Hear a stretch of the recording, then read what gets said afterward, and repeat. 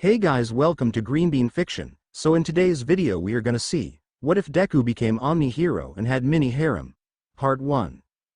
Before starting, make sure to hit that like button and subscribe if you are interested in MHA fanfictions. This story is the Omni hero Izuku 10 by SherryBro. Now without wasting any more time, let's dive in. Just pray you are born with a quirk in your next life and take a swan dive from the roof of the building. Just like useless Deku. This was my so-called friend. She and I were best friends until she got her quirk and I don't.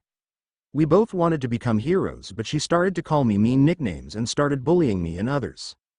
Flashback 10 years ago. We see a 4-year-old girl with brown hair protecting a child from an ash blonde-haired girl. Why are you so mean? You are making him cry, Katsumi. If you don't stop, I'll stop you myself. The young girl exclaimed and took a fighting stance. The scene cut to show a young Bakugo with 2 other boys beside him looking dumbstruck by the brunette decision before his open mouth morphed into an evil grin. Do you want to be a hero? You don't have a chance without quirk, round face. The brunette stumbled back, a look of fright on his face and a terrified squeak left his mouth. Bakugo and his 2 cronies rushed at him with Bakugo throwing a punch.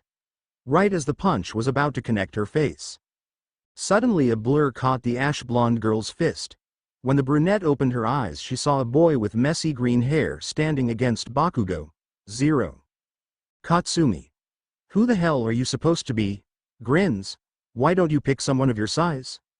It was a boy with messy green hair with freckles on his face. He tightens his grip on her fist. She screams in pain and punches her in the face. She stumbles back a bit. After that, the 2 lackeys lunge for the attack. He swiftly dodges their attacks, grabs the hand of the first bully, and gives him a roundhouse kick on the chest. He grabs the second bully's face and knees him on the nose, breaking in the process. After that, Bakugo and 2 lackeys run away. Are you okay? Asked the greenette. Ochako. Yeah, I am fine. Thanks for help. What's your name? Izuku Midoriya. What's your name? Ochako. My name is Ochako Uraraka. And I want to be a hero who saves people just like 13 and All Might. She said enthusiastically. Even though I don't have a quirk, she mutters the last part. Izuku. You can become a pretty decent hero without quirk, Uraraka-san. Ochako. Really? She said happily, a bit too close. Izuku. Blushes a bit. Yati. Take the example of Eraserhead, he fights quirkless. So close. I also want to be a hero who saves people just like All Might. Narrator Ochako. After that day we became best friends. Our moms also became friends. We always play together. We go to the same junior school. He is always there for help. When Katsumi and other bullies like Cash and JT try to bully me and other innocents, he gives them peace of mind. Even we celebrate our birthdays together.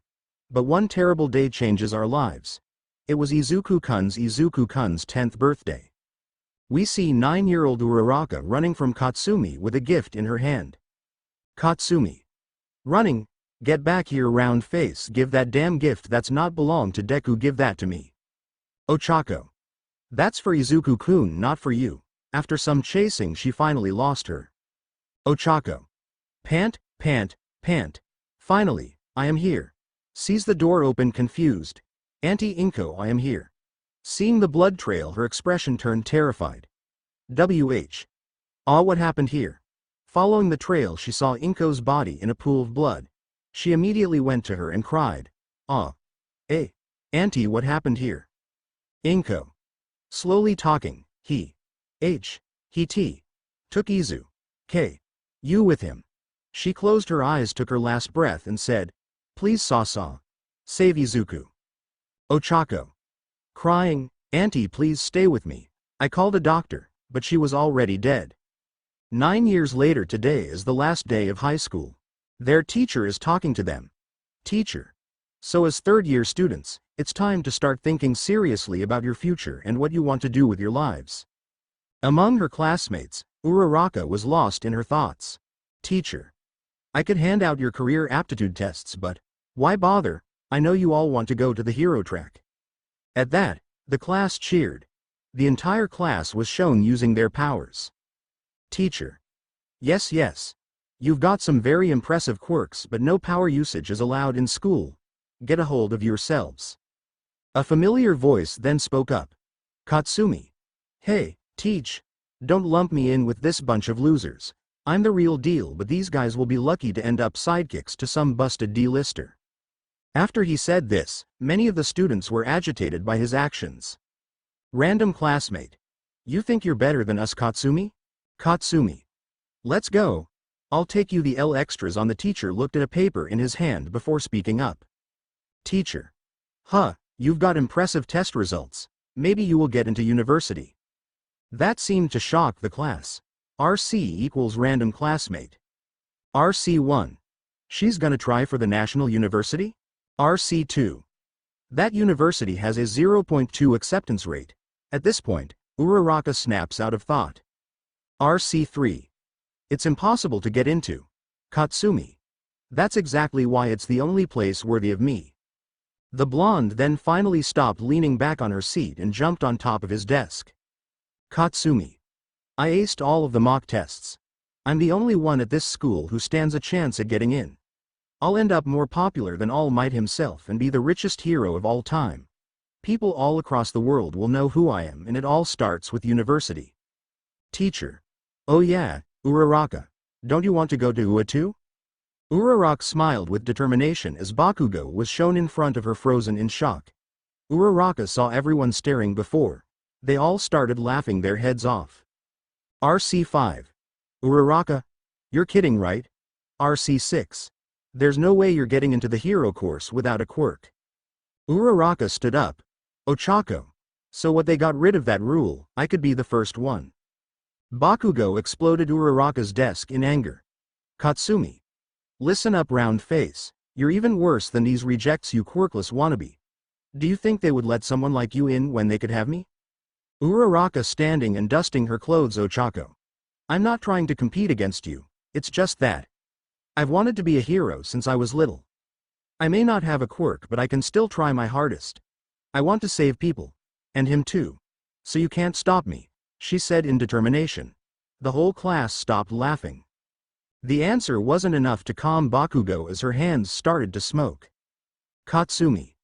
You'd never be able to hang with the best of the best. You'd die in the exams. This school is already crappy. You want to embarrass it more by failing so hard? Teacher. That's enough, Bakugo, take your seat so we start class. The outside of a building was shown with 12:02 p.m. A woman's scream could be heard before a slime monster could be seen running away. A man starts yelling after him. Women. Hey, get back here. Someone stop that monster. Slime villain equals SV, SV. Yell all you want, a sucker. This cash is mine. The slime villain then ran past a group of guys who were talking amongst themselves. Man 2. Dude. Where are all the heroes? Man 3. Weird. Someone would swoop in right away. As they talked, a blonde skinny man could be seen walking out of a store. Women 2. Maybe they're all still busy from that scene this morning. Man 1. Remember when we didn't need to worry about Rondo's quirks all the time? Man 4. Seriously, there's no stopping them. Suddenly the skinny man from before bulked up into a bigger, more muscular man. Skinny man. Yes, there is. Do you know why? The sludge villain looked around and saw the man. Suddenly he looked very worried. All Might equals A.M. A.M. I am here, back in school. RC5. Oh yeah, we should go to karaoke tonight. RC6. Sure, let's go. Uraraka was still packing up his stuff while his classmates left. He was looking at his phone. Man, that fight from this morning is all over the news. Before he could, though, his notebook was snatched out of his hand by Bakugo. Katsumi. I don't know what you think you're doing, round face, but we're not done. Cash. What have you got? Her diary, hero analysis for the future, number 5. JT. Huh. Don't tell me you're taking notes on how to be a hero. That's so pathetic. The two boys laughed at Uraraka. Cash, she's delusional. Uraraka. Yeah, really funny, guys. Just give it back. However, instead of handing the boy's notebook back, Bakugo slammed the book between his hands and let off an explosion. Uraraka. That's so mean. That was Izuku-kun's favorite diary he gave to me on my birthday, she thought in anger. The blonde then proceeded to throw the notebook out the window. Katsumi. HMPH. Most first-rate heroes show potential early on. People look at them and just know they're destined for greatness. Uraraka could be seen shaking in anger as Bakugo continued to talk. Katsumi. When I'm the only student from this garbage junior high to get into UA, people will start talking about me like that. They'll realize I'm legit, the next big thing. That's not ego talking, I just know I'm good. One of the blonde's cronies turned his head to the side as his thoughts could briefly be heard loud and clear. Ego. Cash. That's just sad, I thought you at least had some fight in you. JT. She finally gets it, he'll never be a hero. Better to find out now instead of later, I guess. Bakugo stopped at the door and looked back. Katsumi. You know, if you want to be a hero that badly, there might be another way. Just pray you are born with a quirk in your next life and take a swan dive from the roof of the building. Just like useless Deku. At this point, Uraraka snaps. She picks a desk and throws it on them with her full might. Seeing this, Katsumi quickly dodged by propelling herself in the air. But Cash and JT weren't able to dodge. The desk hit them at full force, making them unconscious. Katsumi. Mid-air, what the? Before she completes her sentence, she meets with a right hook on the face followed by a straight kick on the torso before an uppercut on the chin, making her unconscious too. Yeah, she knows how to fight. Quirk less doesn't mean useless. Go, girl. Outside the building, we see Uraraka walking alone. Ochako. That idiot. You can't go around telling people to kill themselves. What if I jumped? What would he do then? Stupid jerk. Uraraka stopped and looked into a small pool. He could see fish eating his notebook that Bakugo had destroyed. Ochako. My gift has turned into fish food. That's enough, give it back. Damn it. 14 years ago, a younger child's voice could be heard. Mom, hurry. A young Uraraka and Izuku could then be seen running through a doorway with a 13 and All Might action figure in both hands. The young girl ran over to his mother, who was doing the dishes, and started bouncing around on the spot. Ochako. Come on, Mom. It's computer time. Miss Uraraka. Already. Ochako. Faster. Let's go. The young girl could be seen rocking back and forth in his seat excitedly. Narrator Ochako. The video me and Izuku love was an old one. Disaster footage from a long time ago, but more importantly, it was the debut of the greatest hero the world has ever known. A man appeared in the shaky footage. RM. Who is he? The guy's already saved 100 people at least, and it hasn't even been 10 minutes.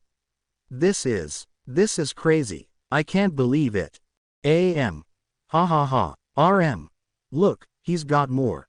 The man figure continued to laugh. The hero's boot stomped on top of the vehicle before the footage panned up to show the man's upper half as he carried multiple people on him. Fear not, citizens. Hope has arrived. Because I am here. As the young girl laughed, we focused on her mother, whose happy face shifted to one of worry. Doctor office. Doctor.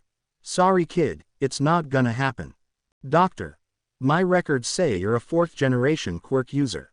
What powers do you and the girl's father have? Miss Uraraka. Nothing too special. I can float small objects by touching, and my husband can nullify the effects of gravity on solid targets, living and non-living, by touching them with the pads on her fingertips, causing them to become weightless and float. They're useful enough, I suppose. Doctor. Ochako should have already manifested one of these quirks or a combination of them both, but after viewing his X-rays I don't think he's going to. Doctor. You see, when superpowers first began appearing, there were many research studies conducted, and doctors discovered a link between the bones in a person's foot and their likelihood of developing a quirk. People with powers have only one joint in their pinky toes. Their bodies have evolved into a more streamlined version of the human form. You can see here Uraraka has 2 joints in her pinky, like roughly 20% of the population these days. Uraraka could be seen with the entire world around him being an endless blank as he stared blankly ahead of himself. Doctor. Based on the available research, it's safe to say your daughter isn't going to develop a quirk. Back at apartment. Inside the room, the Urarakas were in before was shown, but this time the lights were turned off. The video was playing again. Miss Uraraka turned around to look at her daughter. Ochako. See that, Mom? There's always a smile on his face, no matter how bad things get. Even when things seem impossible, he never gives up. The girl turned his chair around to face his mom, who was starting to tear up. The camera cut to the young girl, tears in his eyes. He was trying his hardest to keep a smile on his face, but it was forced. Her voice was heartbroken and strained. Ochako. Do you think I can be a hero too? Miss Uraraka ran towards her child, pulling him into a hug. You can become a hero, my princess. A year later. Izuku. You can become a hero. Flashback end. Ochako. I made a decision that day. No matter what anyone else thinks, I have to believe in myself, and I'll keep smiling just like him. Behind her, slime started to form. The girl stopped and turned around, her face changing to one of shock. Ochako. A villain. SV. You'll make a perfect skin suit for me to hide in, kid. Uraraka tried to run, but the monster was too fast for her. SV. Don't worry, I'm just taking over your body. It'll be easier for both of us if you don't fight back. It'll only hurt for a minute, you'll feel better soon. The villain said. Uraraka tried to fight back, but it was to no avail. Ochako. I can't breathe. SV. Grab all you want, but my body's made of fluid. Thanks for the help, you're a real hero to me, kid. Didn't know he was in the city. I got to get out of her fast before he tracks me down. Uraraka's movements became sluggish. Ochako. My body, getting weak. I think I'm dying. No way, this can't be the end. The camera focused on his notebook. An early sketch of Uraraka's future hero costume was the page it was turned to. Ochako. Somebody, help. A green light distracts slime villain.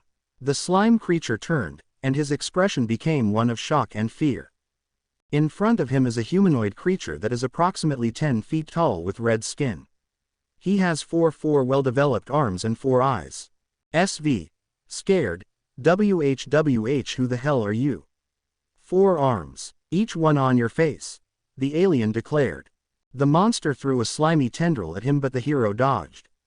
As the roof behind him was battered, he rushed forward. The slime creature threw out another hand to stop him. The Tetraman quickly sidestepped, grabbed the girl by the wrist and pulled her from the slime. After making a quick distance, he gently laid down her unconscious body. FM.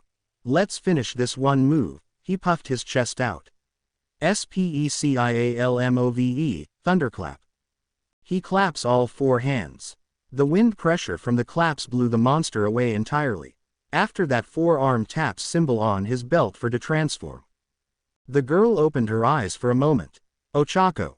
Is that Izuku? Ochako. Is that Izuku? Before passing out, the manhole cover went flying into the air. A man hunched over could be seen. Have no fear. The man stood tall, revealing himself to be All Might in all his glory. Now that he was cut off by a familiar voice. You're late, he stated bluntly. Geez, what took so long, Dad? If it wasn't for me, she may die in suffocation and in vain. He scolded his old man. Sorry my boy, I was held in traffic. He excuses. Really, old man, you are #1 hero and this is the best excuse you came up with. I mean, how the hell traffic comes in sewerage? He said in a frustrated tone, making All Might sweat drop. Now usually I pay more attention to keeping bystanders safe, but it turns out this city's sewer system is pretty difficult to navigate. The blonde laughed, making him sweat drop. Anyway, you were a big help, thank you Izuku. I've captured the evil doer. As he said this, he showed the boy a soda bottle that had the slime villain housed within. Izuku is a 6-foot-tall boy with a muscular body. I know I suck at explanations, so sorry. He has white hair. With blue eyes. Like this. He is wearing a green shirt with yellow stripes on the sides and black shorts. He is also wearing trademark red shoes. He is also wearing an Omnitrix Ben 10 Omniverse on his left wrist. Izuku sees Uraraka unconscious. Almost forget about her. Goes to check her. She looks familiar. So how do we wake her up? He asked. Should I take her to the hospital? I have an idea. The number one hero started to gently slap the girl's cheek rapidly. Hey, wake up, hey, Izuku. That's not how you wake up someone unconscious. Uraraka's eyes cracked open. Oh, thought we lost you there. The girl's face became one of surprise before he backpedaled as fast as possible. Well, looks like you're moving around all right. Sorry about that back there. I didn't mean to get you caught up in my justicing. Ochako. The most amazing hero in the whole world, All Might, the real thing in the flesh standing right in front of me. He looks so much cooler in person. Holy crap, I gotta get an autograph, I've got a pen around here somewhere. The girl then noticed his notebook lying on the ground. Please sign my notebook. He already did. Izuku. She completely forgot I am here too. He thought in disbelief.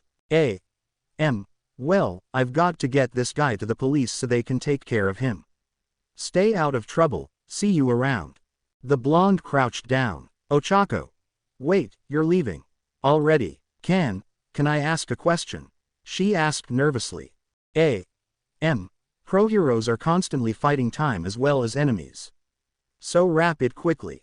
Flashback. Doctor. Sorry kid, it's not going to happen. Katsumi. Defenseless round face. The schools were already crappy, you want to embarrass it more by failing so hard. Flashback end. Ochako. Sometimes I do feel like I'm a failure, like there's no hope for me. Remembering her mom and Izuku's words. But even so, I'm not going to give up, ever. I'm a normal kid without any powers. Could I ever hope to be someone like you? Without Quirk. Izuku. Please don't crush her dream. He mentally begged. Pro heroes always have to risk their lives. Some villains just can't be beaten without powers. Shocking her, but with the right training, you can become a good hero. So listen to me carefully. Uraraka gasped. Her mouth started to quiver, her eyes glistened and he looked to the ground. She was clearly about to start crying. Narrator Ochako. For some reason, I remembered my mother's words within that. The girl clutched at her chest as she leaned forward, tears in her eyes. Finally, the girl's legs buckled from under her and she started to kneel. The blonde's hair started to sway to the side as the wind picked up. He was seen standing over the kneeling Uraraka. All Might is still in buff form and Izuku is Uraraka. Young woman. You too can become a hero. Uraraka's tears streamed down her face as she cried. Behind her, Izuku was also crying as he remembered who she was. Suddenly a bright yellow line can be seen piercing through his head as he lets out a grunt of pain. Seeing this, Uraraka and Izuku quickly run to help him. Ochako. What's happening to him? She asked in a panic. Izuku. He reaches his time limit. What should I do? She will know his secret. Should I use XLR8 or fast track? Or should I use, mutter. And he starts muttering. Guess something never changes. The steam at this point had completely covered All Might. The steam finally started to dissipate. Where a once hulking man stood now a lanky skinny blonde took his place. He did not look impressed. Uraraka's face morphed into shock and then. Ochako. She screams making Izuku break from the muttering terrain. Are you okay? What happened? You deflated. M equals small might. I'm counting on you to keep your mouth shut. Don't go talking about this online or telling your friends. He lifted his shirt revealing a horrific injury on his stomach. Pretty gross, right? I got this in a big fight 5 years back. My respiratory system was destroyed. I lost my whole stomach, all the surgeries have worn me out and can't be fixed. Right now I can only do hero work for 3 hours a day. If I hadn't promised to give OFA to young Melissa, this young woman would have been proven a good successor. But I couldn't let her go home empty-handed. Allow me to ask you a question. Snapping her from thoughts. Would you allow me to help you make the first quirkless hero? Asked Skinny Might. Ochako. He said so much to encourage me. Is this what I've been waiting for all these years? Burnett wiped her eyes and stood up with a determined look on her face before replying. I'll do it, yes. All Might could be seen smiling. No reluctance. That's exactly how I figured you'd respond. He began to scratch his head. I have to give these bottles to the police. Young Tennyson, can you escort young what's your name again? At that question, Uraraka did an anime fall, and as for Izuku had to keep his laugh. Ochako. You never asked. She thought aloud. Ochako Uraraka, she replied. Ah yes, my bad, I should have asked you first. He points to Izuku. Will you escort her safely? Ochako. I completely forgot about him. He saved me first by turning into a four-arms guy. Maybe his quirk, I should ask him later. And also he looks familiar. He is also hot and cute. She thought with a small blush on her face. Izuku. About damn time I got screen timing. Making him sweat drop. As for your question, I will happily do it, Dad. He said with a grin before quickly covering his mouth when he realized what he said. Me and my mouth. Ochako. Holy crap, he is All Might's son. All Might only facepalms before saying keep this secret too. After that, he tells her to meet him in Takoba Municipal Beach Park in 2 days. After that he says goodbye to them, and makes his way to the police station. It was almost time for the sunset and there was an awkward silence. They don't know how to start a conversation. Breaking the silence. Izuku. It's nice to meet you again, Ocha. Yes, he calls her by this name. Ochako stood stunned. The only one who calls her by this name is Izuku Midoriya. Ochako. Who is that you? She quickly tackled him in a hug and began tearing up. Where were you? Do you know how much I searched for you? How many times have I reported your missing complaint to the police station? I thought you were. She didn't complete her sentence. The white-haired boy gently kissed her on the forehead. Izuku. Shush, it's okay, I am here now. He whispered to her. Looks like I have lots of things to catch up on. How is Auntie? He asked. Ochako. She, sniffling, died last year in an accident. Her dad also died when she was 3 years old. Izuku. I am sorry. I should be there for you. He said with sadness. Uraraka cleaned her tears and asked. Ochako. Enough about me. I have lots of questions for you. Like what happened to you when you were kidnapped. Your quirk was black lightning, how you transform into a four-arm guy. How are you son of All Might? How your green eyes and hair turn into white and blue. Izuku. It's a long story. I can't tell you here. We talk about that at your house. He told her. Ochako. Okay. As they walked they talked about school studies and the training schedule for Uraraka, which Izuku promised he would help her. Uraraka asked a question why he changed his last name from Midoriya to Tennyson. He replied this was to hide his identity. He changed his first name from Izuku to Nero. Uraraka thought it was a cool name. Nero Tennyson. After that, they talk about random movies until they reach her apartment. When they arrived at Uraraka's face turned horrified. Her house was set on fire. Seeing this, Izuku touches the Omnitrix faceplate with 2 fingers. A holographic circle with different creature faces pops up. He scrolls through the screen until he finds the one he needs. The faceplate automatically slides open, a dial comes out. He slams the dial by yelling. Izuku. It's hero time. In green flash, he turns into a humanoid alien whose body is composed of a bright yellow inner magma body covered by red rocks. His feet have a slight oval-like design with only 2 toes, and the fire on his head takes the form of a dome, which leaves his face visible with no ears, nose, or neck. Heat blast. It always seems to give me the right alien, even when I want something else. Guess I should stop fighting it. It seems to know me better than me. He quickly runs into the house and begins to absorb all the fire. When the fire died down, the house began to crumble. In a matter of seconds the whole house collapsed. Seeing this, Uraraka also collapsed on her knees. Then she noticed something. There was a note in some distance. Izuku, who transformed, grabbed the note and began to read. Dear round face, hope you like the present. This is what happens if you stand against me. Next time if you stand against me, I'll burn you like your house. So don't look down on me again, or I'll tear you into shreds. Ha ha ha ha ha ha ha ha. After some time, police, ambulance, fire brigade, and some heroes arrived. They asked some questions like how the fire started, etc., which they answered by showing that note. The police left the case as soon as they found Uraraka was quirkless. They don't want to ruin the life of an almost new hero in training. Izuku makes sure he gets rid of their jobs. For Katsumi he has plans. As for Uraraka, she was devastated. Izuku. Hey Ocha, why don't you come with me? I will help you with this situation. He asks, shocking her. Ochako. Stopped crying, I can't. Before she completes what she says, Izuku stops her by saying, Izuku. I don't do this for free. In return, you have to become a hero of your own. He extends his hands to her. Deal. She wipes her tears and grabs his hand before replying. Ochako. Deal. Quickly hugs him and gives him a peck on his cheeks. Izuku. A girl just kissed me. He thought. Izuku.x has been stopped. Time skip. Izuku takes her to his home in his car where she faints after sitting in. Izuku's home is near UA University's main building, located in a small mountain named Back Hill. Guess the reference. When they entered through the gate, her eyes sparkling. How beautiful the mansion is from the outside.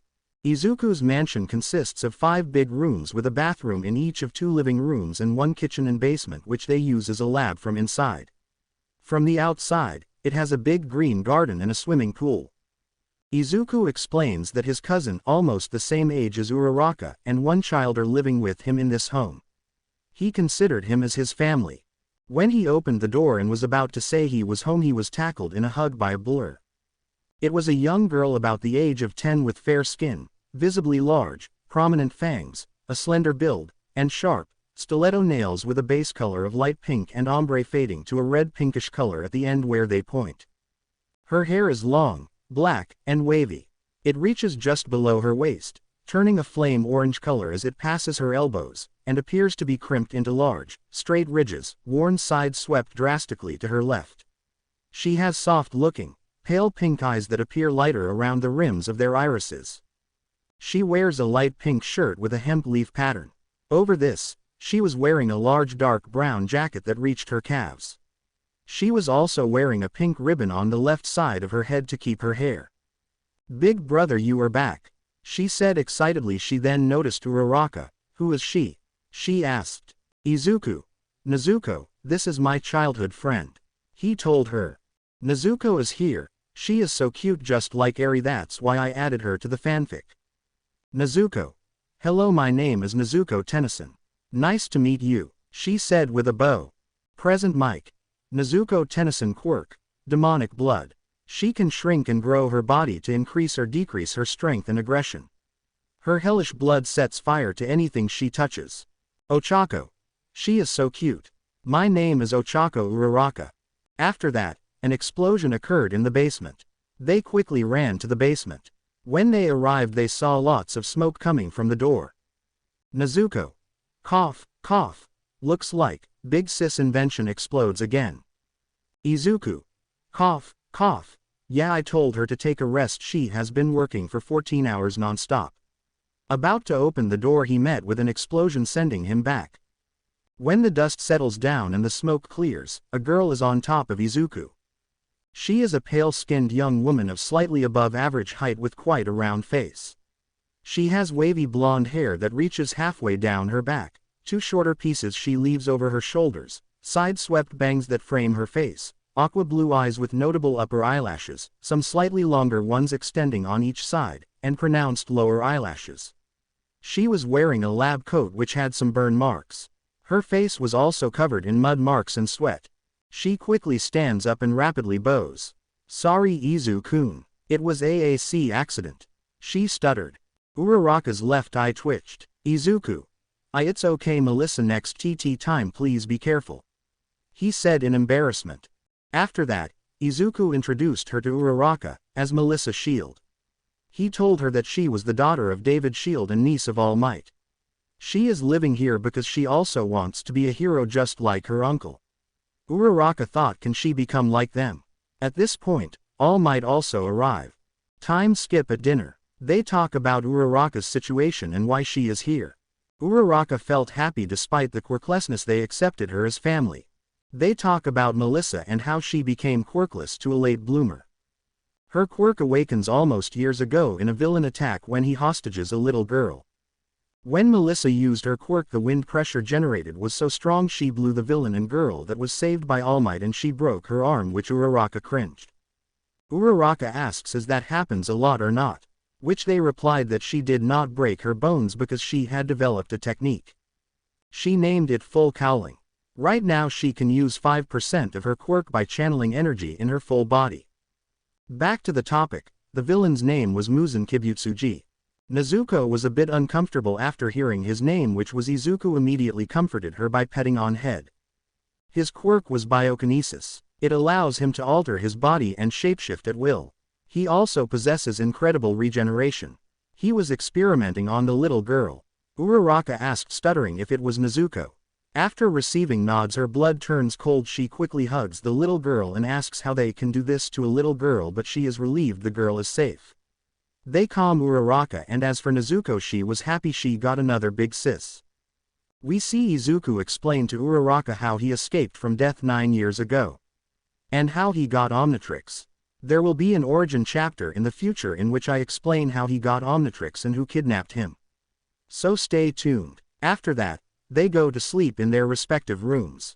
2 days later at Takoba Municipal Beach Park, Uraraka pulled a big refrigerator with All Might in the buff form on top. Izuku was seeing his father with deadpan expressions. Come on. Girl, her fridge is larger than this, and most of them don't have any super strength. All Might said. Ochako. But don't you add an extra 600 pounds by sitting on top of it? Nah, I've lost weight. I'm down to 560 these days, in this form at least. All Might replied. Ochako. Much better. She replied sarcastically. Anyway, why am I cleaning up trash? She asked. I did some research yesterday, and I found out that this beach was once clear, but people keep illegally dumping their garbage here. All Might said. A green light explodes in the background and we see a somewhat humanoid dinosaur standing about 12 feet tall with hard skin that is colored brown on its outer side and beige on its inner side. Homungosaur. Originally, being a hero meant doing volunteer work. Even if it seems boring, you can't stray from those roots. The UA entrance exam is in 10 months. So, your first step to becoming a hero will be to restore this section of the beach. Izuku said as he effortlessly crushed the fridge, revealing a beautiful sunrise. About heroics, it's not something that can be done easily without a quirk. It's not fair, but that's reality. Plus, UA is the hardest school to get into. So prepare your body. I came up with this. My American dream plan. Follow this to the letter and the beach will be cleaned up just in time. I've detailed every other aspect of your life too. Honestly, this schedule is super hard. Think you're up to it? All Might asked. Ochako.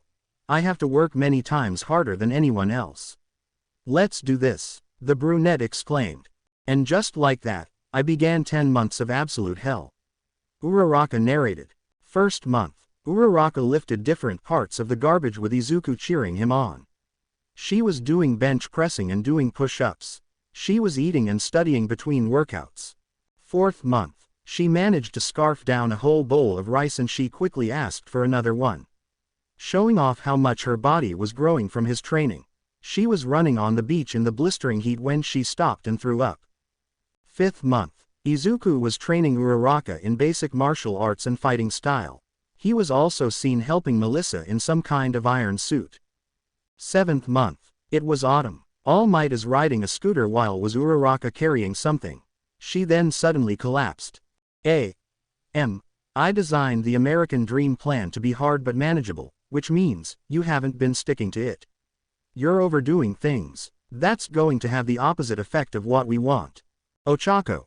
I have to work harder, or else I won't stand a chance against the other applicants. I don't just want to get in, I want to excel. I want to be the greatest hero in the world, Uraraka said as she got back up. That's the fighting spirit I was looking for. All Might as he buffed up and picked her up as she hung limply. 10 days before exam, a big scream was heard as All Might with Izuku drove up. They looked at Uraraka, who was standing on a pile of trash and was letting out a triumphant scream. Hey whoa. He even cleaned up outside of the area I told him to. There's not a speck of dust left on this beach. Oh my goodness, All Might exclaimed in English as he changed into his muscular form. All Might sped over to her to prevent her from falling to the ground. Ochako. All Might, I did it, she said weakly with a smile. Yes, you did. The youth are amazing. You exceeded my expectations, he agrees. All Might took out his cell phone and showed Uraraka a picture of her all skinny. See. It's you, 10 months ago. Look how far you've come. All Might said as we saw Uraraka's 8-pack abs and her new muscular arms. I am not a pervert. Izuku was having a heavy nosebleed in the background as he fainted. Ochako. It feels like I'm cheating. You've given me so much. How did I end up so lucky? She said while crying again. This was your hard work, not mine. Listen, someone told me this a long time ago. There's a difference between having power because you were lucky and because you were recognized. Never get the two confused, he said as he laughed. Izuku. Whipping his blood from his nose, congratulations Ocha, you nailed it. 10 months in pure hell is truly remarkable, he said with a thumbs up. Ochako. Red as tomato due to praise. Don't flatter me Izuku-kun. As she flailed her hands violently. Time skip at night. They were admiring the view of the beach. A green streak in the sky caught his attention as he gazed up, a shooting star. They questioned. The streak then abruptly shifted in his direction, speeding directly for them. When they tried to flee, it was already in front of them as they stared at it in shock. It had an egg-like appearance, although it was green in color. The egg-like construction disappeared, leaving a bright jade-like ring in his line of sight. As Izuku is about to press Omnitrix, a deep, commanding voice says, "You have been chosen to uphold the duty and responsibility of the Green Lantern Ochako Uraraka." Ochako. What? Did this ring just talk? What kind of quirk is this? Maybe a support item, but it came from the sky and it's floating on its own, she muttered. Izuku. Why I am sensing deja vu. ? You must have a lot of questions. My name is Aya, and I am what you would refer to as a Green Lantern. I am an AI who was made by Azimuth, a sculptor of worlds, the smartest being in 5 galaxies. There were many others like us, but a terrible conflict killed off all lanterns. He was able to send the final Green Lantern ring out to find a suitable carrier by leaving me and using the last of my power. It has picked you. So, I'll just ask once. Do you accept the responsibilities and duties of a Green Lantern? Ochako. You can't be serious, can you? There must be a joke here of some kind. A mystery space-born taking ring. Izuku. Hey Ocha, don't be rude to yourself. The ring chose you just like the Omnitrix chose me, he said, showing his left wrist. The way of the Green Lantern is harsh and respectable. So I ask you once again, do you accept? The voice asked. Ochako. So you're saying I can be a hero? See, can I become a hero with a quirk? Uraraka asked with tears in his eyes. I accept, she happily replied. Izuku was seeing tears in his eyes and smiling at her crew friend. Take this ring and say the oath, Ai said as the ring floated towards Uraraka's finger and placed itself there. Ochako. What oath? She asked. Repeat after me. In brightest day in blackest night. Aya said. Ochako. In brightest day in blackest night. The brunette repeated. No evil shall escape my sight. Ochako. No evil shall escape my sight. Let those who worship evil's might. Ochako. Let those who worship evil's might. Beware my power. Ochako. Beware my power. Green Lantern's light. Aya ended. Ochako. Green Lantern's light. Uraraka yelled as a brilliant flash of green light engulfed her. In place of her clothes, Uraraka was dressed in a skin-tight bodysuit with a green section covering her torso and shoulders, black arms and leggings, green boots, white gloves, a green visor, a green headband, and a symbol of a stylized Green Lantern icon on a white circle on her chest. Something like this. Ochako. Is this me? She said as she looked at herself. So how do I look, Izuku? Izuku. Blushing furiously, Ulo ukbo tifel. As he said, he passed out. Ochako. Izuku. A few moments later. Ochako. So AI, what can I do? Aya. Please call me Aya. As a Green Lantern, you can tap into the emotional spectrum of willpower to do anything you can imagine. As long as you have the willpower, you can do anything. Aya responded. Izuku. What do you mean by anything? He asked. Aya. Most lanterns have abilities such as enhanced strength and speed, flight, and green light construction. The AI explained. Izuku. Wow, any one of those can be a quirk, amazing. I have to write this down. He pulled out a book out of nowhere and began writing furiously, making Aya and Ochako sweat drops. Aya. Also, you are currently wearing the standard Green Lantern uniform. The uniform covers whatever you are wearing the moment you put it on. You can remove the uniform by will and change it to your liking, except for the color. Ochako. So you're saying I have my own hero costume? She imagines the uniform often as she willed it. She is back in her regular outfit. This is so cool. So what do you say, Izuku? Should we start sparring? Izuku. Breaking through, muttering and grinning, you are on. As he said, he immediately pressed the Omnitrix dial and transformed. Day of entrance exam. The past several days have seen a lot of events. They have engaged in a lot of sparring. They described to All Might how Uraraka obtained the ring, its capabilities, etc. The fact that All Might's student became a hero without a special ability but with a different source of power filled him with nothing but pride. The workmanship of Aya and ring astounded Melissa.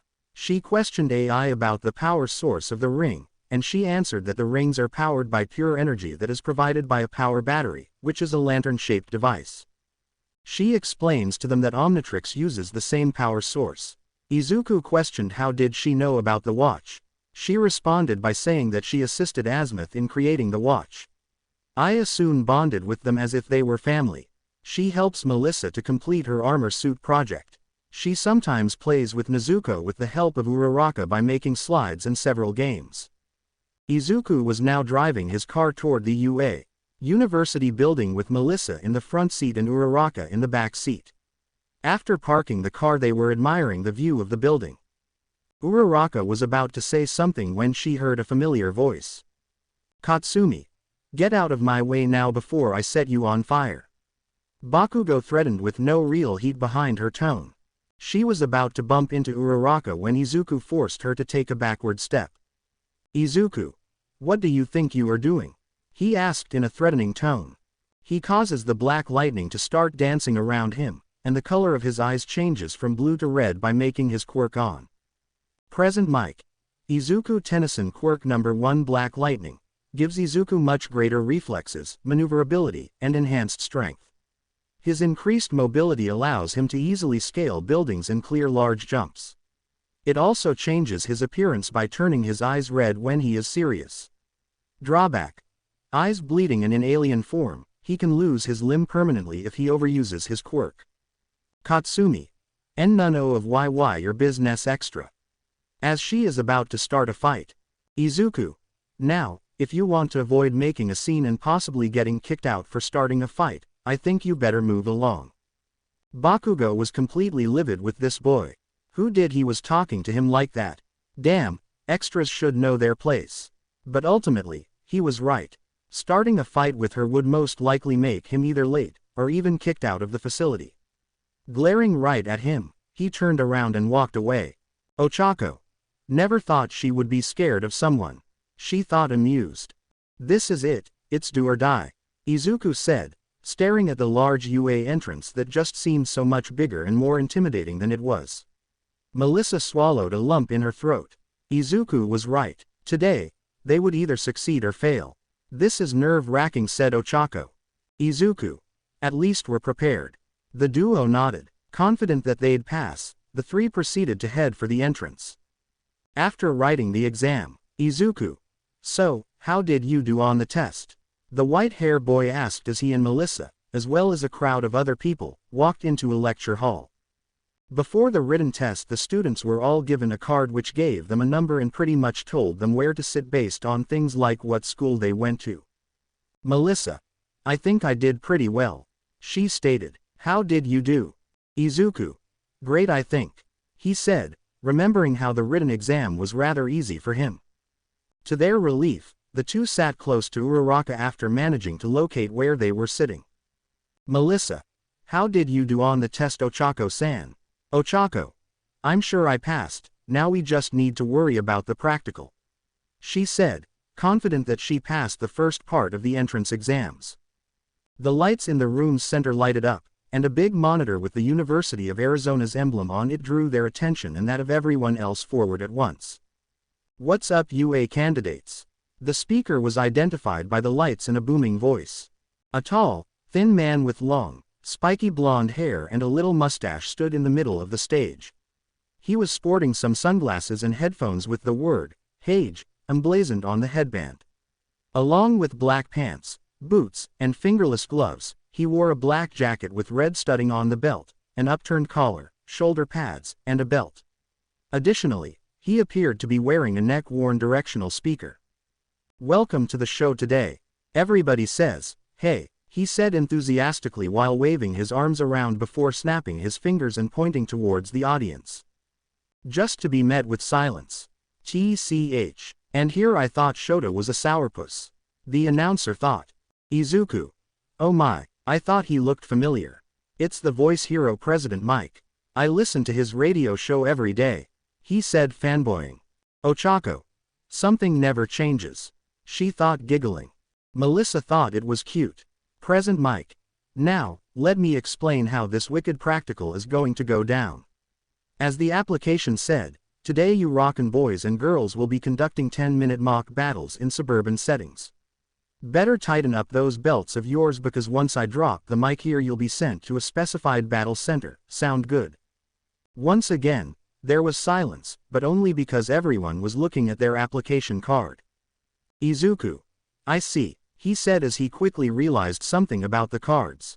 They're splitting us up so we can't work with friends. He deduced. Ochako.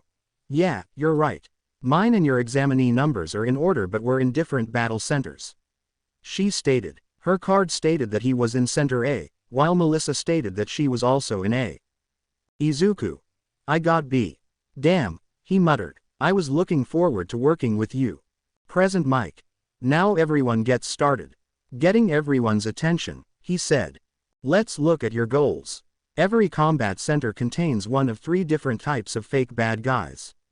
I hope you keep count because the number of points you receive is based on how challenging they are. Use your quirk to eliminate as many fictitious evil guys as you can in order to earn the greatest score possible, listeners. Just be careful to maintain your heroism, ladies and gentlemen. Any non-heroic conduct is strictly forbidden. Excuse me, sir, but I have a question. Everyone turned to the question as a tall boy with glasses and blue hair shot straight up from his chair and raised his hand high. Present Mike. Hit me. The announcer said as a spotlight came down on the boy. You've specified 4 different categories of villains on the printout.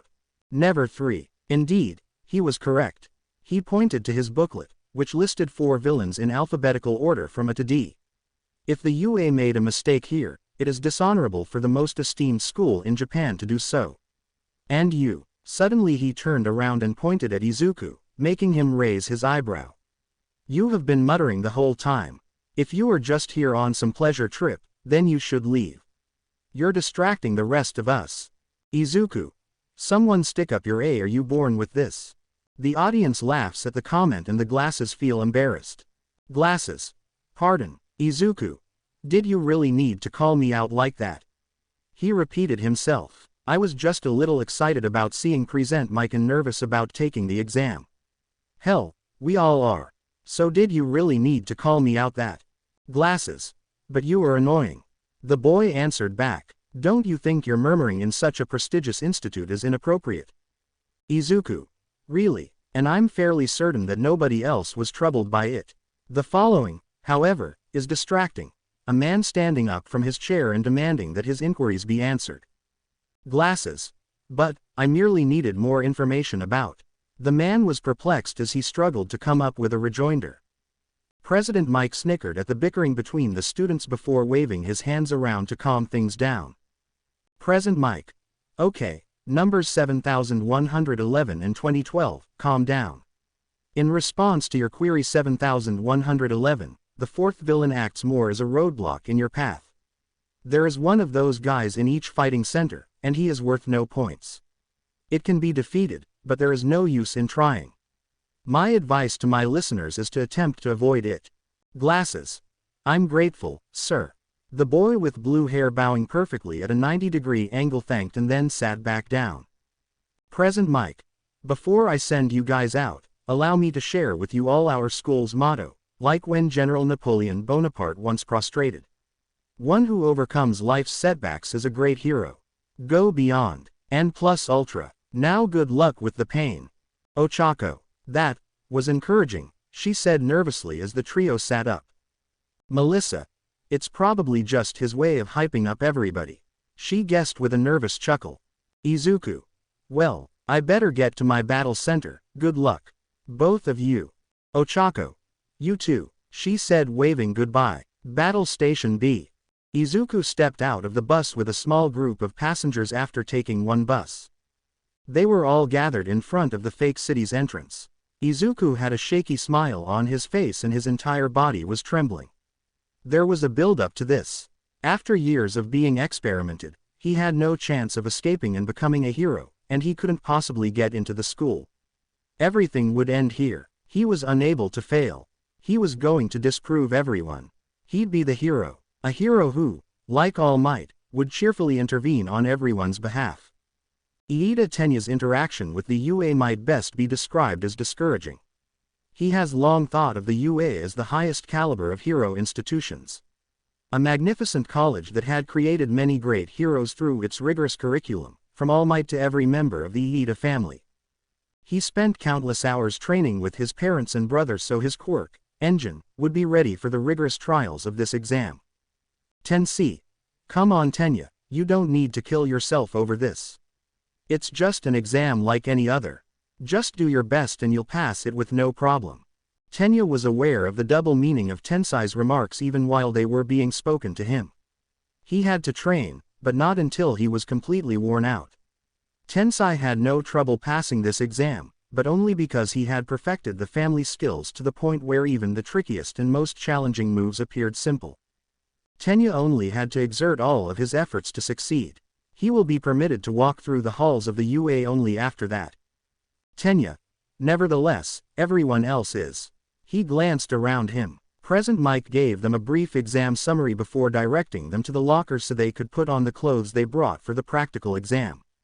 He brought the tracksuit that was made especially for family members, which was made of material that was frictionless and adhered to the body tightly without chafing. Tensei said that it was crucial for hero costumes, but Tenya couldn't for the life of him figure out why. However, nobody else was as ready as he was. Tracksuits, sweatpants, vintage t-shirts that appeared to be far too large for the people wearing them, and the occasional scarf added to the ensemble to make it look more like a hero costume. There were occasionally homemade masks and other items, but they were quite rare. Some even dared to dress in their school clothes for this. There was also the boy who had been a distraction. He was conversing with an earphone jack female who was another applicant. They should have known they might be disturbing other students who were attempting to concentrate and control their anxiety. To silence them, Tenya started to speak, but he stopped himself. I shouldn't, because I'll keep them and other students from the exam. Battle Station A. Uraraka can be seen calming her down. She was dressed in a green tracksuit with white side stripes. Melissa, who was attempting to maintain her composure, was standing close by. She was dressed in red trousers and a red jacket with yellow stripes on the sides. She was dressed in iron footwear she referred to as iron thrusters. And fingerless iron gloves she liked to name repulsor gauntlets, which she created with Aya's assistance. Are you both doing okay? They turned around and saw a girl their age wearing a basic teal GI. She had orange hair in a side ponytail and had teal eyes. Ochako. Yes, we are fine. Just trying to take it all. You are not to blame. This is a bit excessive. Ponytail girl cast a quick peek towards the fake city. I'm concerned that this may be a little prejudiced. People with quirks that are ineffective against machines won't have it easy. Battle Station B. Tenya. The two appeared to be familiar. Perhaps students from nearby schools. They appeared to be intending to collaborate, which pro-heroes frequently did. Furthermore, it appeared like Tenya was the only one who was concerned by them. He just had to concentrate on the test. The most crucial matter at hand was that. Present mic. Go, go, go. There are no timers in actual combat. Listeners, what are you doing? You are wasting time. Everyone just stood there in a state of shock for a short while until they all suddenly charged into the center of the battle. Izuku started to consider their choices. He could tell that he had to. First, he may sprint towards the heart of the conflict area. The bulk of the other examinees were certain to rush in that direction even though it was likely where the majority of the opponents were. Or he could move farther out into the suburbs. There would likely be fewer rivals, but far less rivalry. A one-pointer emerged out of nowhere as he was thinking. He is about to attack him, but he dodges just in time for Black Lightning to activate, punching the machine in the face. After that, he dialed Omnitrix and said, Izuku, it's hero time. When seen from a professional perspective, the UA is regarded as All Might's alma mater. In light of this, it makes sense that the UA favors applicants who exhibit traits of a similar power, strength nature. In other words, he needs to persuade the judges to give him a position, and who better to do so than Four Arms, who personifies power. Izuku grinned while slamming the dial and turning into Tetraman. A second robot, this one a two-pointer, springs out of the ceiling and prepares to pounce on the towering test participant. In a split second, Four Arm turns around, grabs the robot by both sides and shatters him into two pieces. A grinning Tetraman turns his head. He is met with an amazing and terrible sight. People and robots are battling all over this street, making it appear to be a battleground. Four Arms rushes in with his hands prepared to strike at a moment's notice, not wanting to miss out on any action or points. Battle Station A, as they say, starred Uraraka started to glow. She and Melissa began to float, shooting into the sky. Soon everyone else began running towards the entrance of the city and began to try and gain as many points as possible. A test participant yelled, 4, as they obliterated a two-point robot. They said, I can do this, when all of a sudden, a green and red streak passed them. Melissa. Woohoo, this is so fun, no wonder Izuku-kun likes flying. She said, flying and yelling, 26, as she struck a blast three-pointer in the head. She then turned to face a group of two-pointers and began blasting them, decimating them. When she saw a second three-pointer, a green blast hit him with full power. Ochako. I know, right? As she said, she saw two two-pointers. She willed a powerful hand to grab it and throw it at a different robot. As they were about to collide, he suddenly conjured a powerful sniper that shot forward and destroying both robots. Aya. 28 points. Extra 1. Whoa, who is that? He said as he saw the way Melissa was destroying robots. Extra 2. The hell is her quirk? He said with envy, seeing how easily Uraraka destroying robots. Battle Station B. Izuku. That's 70 for me. He said as he turned into Armadillo. Present mic. Armadillo is a 10-foot tall, yellow alien with a robotic-like body that is armored. He looks like an armadillo because of the two ears on his head, which resemble those on a Greek Corinthian helmet. Armadillo gives the appearance that he is a digging robot because of his gray tail and jackhammer pieces on his elbows, wrists, and hands. All of these characteristics, despite his mechanical look, are biological and inherent to his species. Additionally, he possesses gray, partially translucent blood.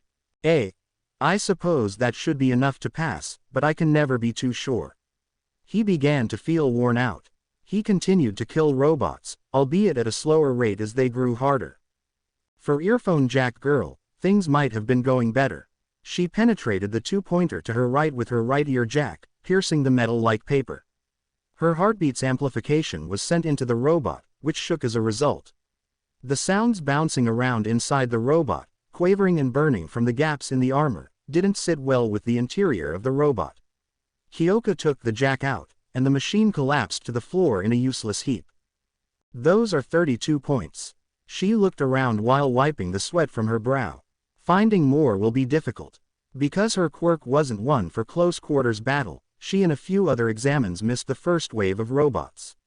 She was consequently compelled to eliminate the robots identified as hidden villains that were hiding in sewers and alleyways. In dark hidden room, the entire UA hero crew was currently inspecting each battle facility from a separate room. Each examinee was receiving careful attention from them. How they behave, battle, and respond to everything. Every little element was crucial. Different students have different advantages. Some prefer to gather information and search around. Others prefer to remain calm under pressure. Also, some just have pure combat ability. The students that combine all of those get the highest scores. A dog, a mouse, a bear. This was Principal Nezu. Despite lacking thumbs, he took his teacup and sipped from it while holding the exquisite china with ease. Nezu likely found a solution to that specific issue a lifetime ago, given that his quirk made him smarter than any other human. This group of students looks promising. A female voice said. Indeed, especially these three.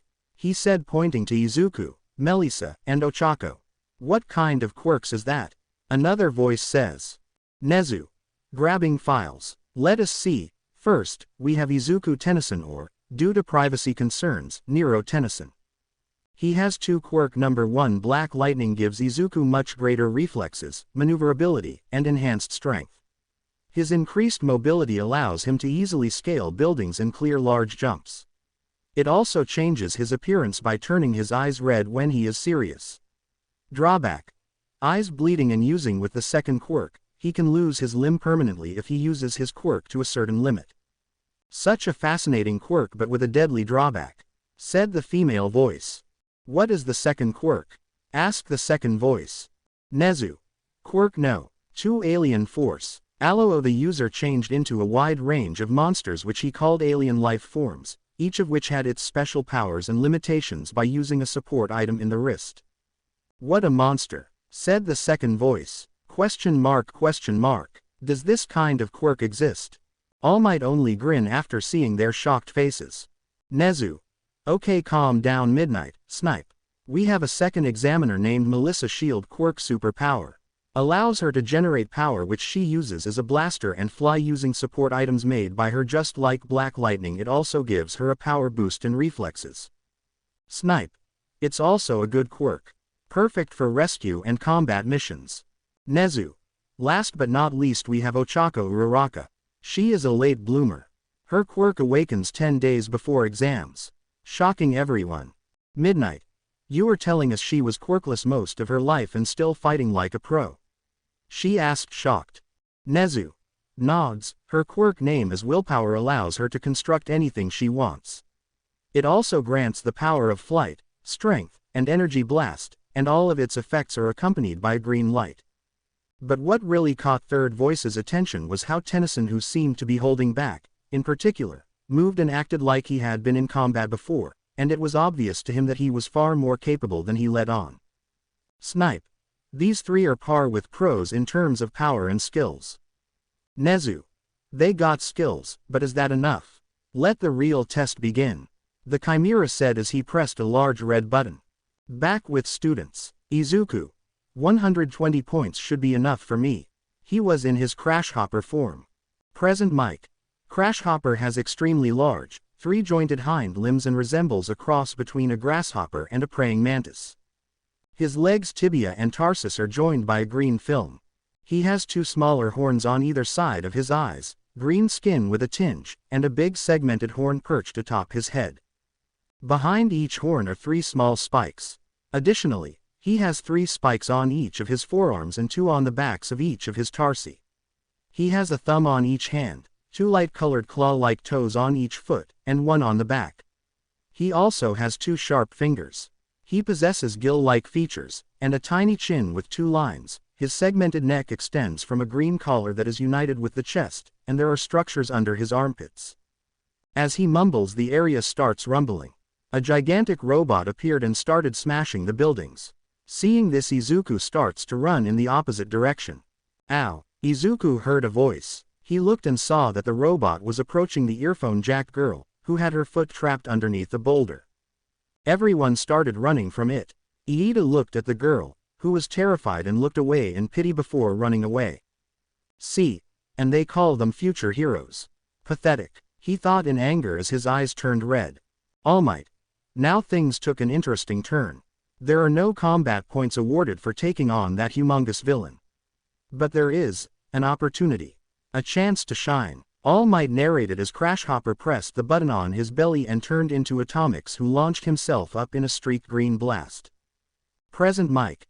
Atomics resembles a robotic humanoid. He is covered in green and white, and his arms are covered in big cylinders that are filled with green energy and continually moving dark green spheres. He also has the same energy in the form of an Omnitrix on his chest. He has an armored helmet on his head that is pointed and filled with the same bubbling green energy as his arms. He lacks a mouth. Atomics clenched his fist as black energy surged through it. Atomics. Take this special move 10% nuclear SMAAAAAAAAAASH. As he punched the gargantuan robot, the behemoth robot exploded from the huge shockwave. All Might. That's it. Embody what it means to be a hero. Nothing is nobler than self-sacrifice. All Might smiled and Nezu cheered as Teacher's jaw dropped. The other participants were in awe as they watched Izuku defeat a robot the size of a building with a single punch. As soon as he lands on the surface, he quickly goes for the girl and takes out ruble from her ankle. Izuku. Are you okay? He asked in a concerning tone. Earphone girl. I think my ankle is twisted. Izuku quickly transformed and took her in bridal style. She blushed a bit but didn't mind. He took her to the recovery girl. As the examinees watched Izuku take the girl to recovery girl, muttering to themselves about what they saw, Iida Tenya could only watch in confusion. They're all missing the point. Don't they see what he did? Tenya thought. Tenya. He sacrificed everything. Just to save that girl.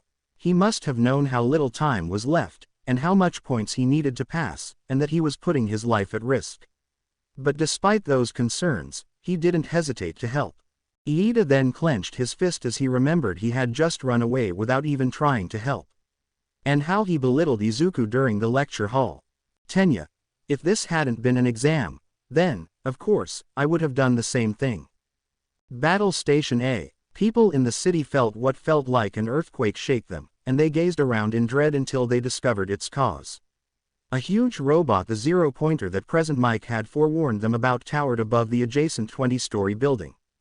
As they recognized what was happening, time appeared to slow down again. They felt their explanation was inadequate in front of the giant in front of them. Everyone, including Uraraka and Melissa, began to run. Even the Present Mike had suggested that they avoid it rather than engage in combat. The robot struck the ground with its mechanical fist, shaking the entire city and scattering debris. A pink-skinned girl named Mina Ashido was smashed into the ground with a horrible crunch, her foot and ankle being trapped under a huge concrete slab. She yelled in agony, tears welling in her eyes. After a brief period, she began to regain consciousness and attempted to reach down to remove the debris from her legs. No matter how hard she tried, she was unable to reach her ankle because of the awkward position she was in without further fracturing or dislocating her leg, and even then she probably wouldn't have been able to. Suddenly a black-haired boy named Ajiro Kirishima tried to lift rubble. Ashido. Crying, "What are you doing? EJI, save yourself instead of me." She said this in the hope that he would listen to her. Ajiro. No, Mina, I made a mistake before, but I won't do it again. How can I call myself a hero if I can't save my best friend? Mina looked over her shoulder as the rumble grew closer and saw the enormous robot approaching steadily. The beast stopped above and then fixed its attention on her. Its enormous red eyes appeared to be staring into her soul, making her blood start to freeze. The robot extended its arm backward before lowering it toward her while clenching its fist. When Kirishima noticed this, he picked up a medium-sized stone and tossed it at the iron monster's face to attract his attention. He then yelled loudly, "Ajiro! Why don't you fight with a real man instead of a girl, ugly?" Before the iron giant could act, he was met with a green blast. A few minutes ago, Ochako. Melissa, please take those two somewhere safe. I am going to do something reckless. She said in a serious tone. I need your full power. She whispers to AI. Aya. You got it. Melissa merely nodded and blasted her way towards them because she saw no reason to fight. She grabs both of them and immediately flees to a safe location after quickly shattering the rubble into bits. Melissa. Ochako-san now. She yelled. Ochako. Let's see how will you survive this. She musters all of her willpower and creates a magnificent emerald dragon, its eyes blazing with unbridled strength. Like this only in green color. Ochako. Special move, Dragon Burst.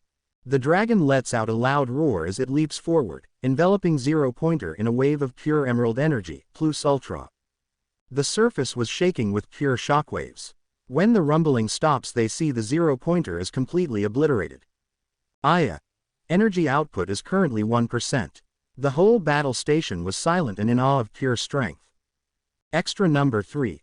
Whoa, did you see that attack? He said in shock. Extra number 4. She definitely got in, he added. Ochako. This is my full power, she muttered as she couldn't control her flying anymore and her eyelids became heavy, making it harder to keep them open by the second. As she started to fall, the wind was brushing against her face. As she was about to hit with ground, she was quickly caught by Melissa. Present mic. Time's up. Extra no 5. That was amazing. Extra number 6. Yeah, what a quirk, it's gonna be a breeze being a hero, he responded with slight jealousy. Ashido. That was awesome. She said in awe. Ajiro. That was manly. He said in a cheery voice. In dark hidden room, the UA staff watched in awe as Ochako destroyed the Zero Pointer, All Might face filled with pride and admiration. That's it, Nezu, I want 3 of them in my class, said the tired voice. This seems to shock some teachers because he never saw potential in students. Nezu. Now Aizawa, we shouldn't rush things now Aizawa. As your wish, sir. He said in a bored tone which made everyone sweat drop. Few hours later, Uraraka woke up in a strange place. She blinked and looked around, noticing quickly just how tired she felt. She was in a hospital bed of sorts, in what looked like a nurse's office. Izuku and Melissa were asleep in a chair next to the bed, and no light was coming in through the window. She had been asleep for a while. Glancing at the clock overhead told him it was past 7. Stretching, she felt her back getting tense. Before remembering what she had done that day, she felt that was odd. To save that kind boy as well as the girl, she had put herself in front of the Zero Pointer. Initially, she had intended to run away as Present Mike advised, but she changed her mind when she heard her cry in agony. The remainder appeared to have been beyond her control after turning around and saw her stuck behind debris with the robot moving in. She sighed, content that she had accurately reconstructed the event. She managed to sit up, causing enough noise that he apparently alerted his caretaker. The curtain around her bed opened, revealing a short, old woman with a kind smile. Ochako. What happened to me? She asked. R.G. You overused your quirk and pushed your body too hard. You're fortunate that this young lady, pointed to Melissa who was sleeping from exhaustion, catch you on time. Who knows what happened? Izuku and Melissa had woken up at her outburst and shook their heads slightly. R.G. Oh good, you both are awake. She smiled at the duo. She's all right to go home now that she's woken up. She went back to facing Uraraka. For at least a day, refrain from employing your quirk. You should rest your body. Finally, she turned and walked away from the trio. The 3 were silent for a moment before Izuku spoke. Izuku. So I heard that you destroyed Zero Pointer with the help of Melissa. He asked curiously. Melissa. I didn't do anything, I just evacuated 2 people. She smiled a bit. Melissa then began telling Izuku about how they heard the cry for help but no one came to help. Only one boy, possibly a friend, came to aid. He attempted despite knowing he wouldn't be able to pull the rubble from her ankle. He almost lost his life by distracting him. Then something snaps in Uraraka, and she instructs her to evacuate both of them. Then Uraraka launched her special move, Dragon Burst, which completely wiped out the behemoth in a single hit. Izuku only chuckled in response. Izuku. I can't blame you for this destruction. You did what you seemed right. Heck, I destroy one myself. He then grabbed both of them in a hug with a small blush surprising them and said. Izuku. I simply wanted to mention that you both performed an excellent job. Regardless of the exam, you choose to save lives. You both embody the essence of a hero. I am proud of you for it. Both girls then broke into tears and hugged him tightly. After that, they went home. They held a little celebration to commemorate the conclusion of the exam. The trio was fatigued and he couldn't even keep his eyes open, let alone rejoice, but they told Nezuko about their exam nevertheless. They then all went to sleep.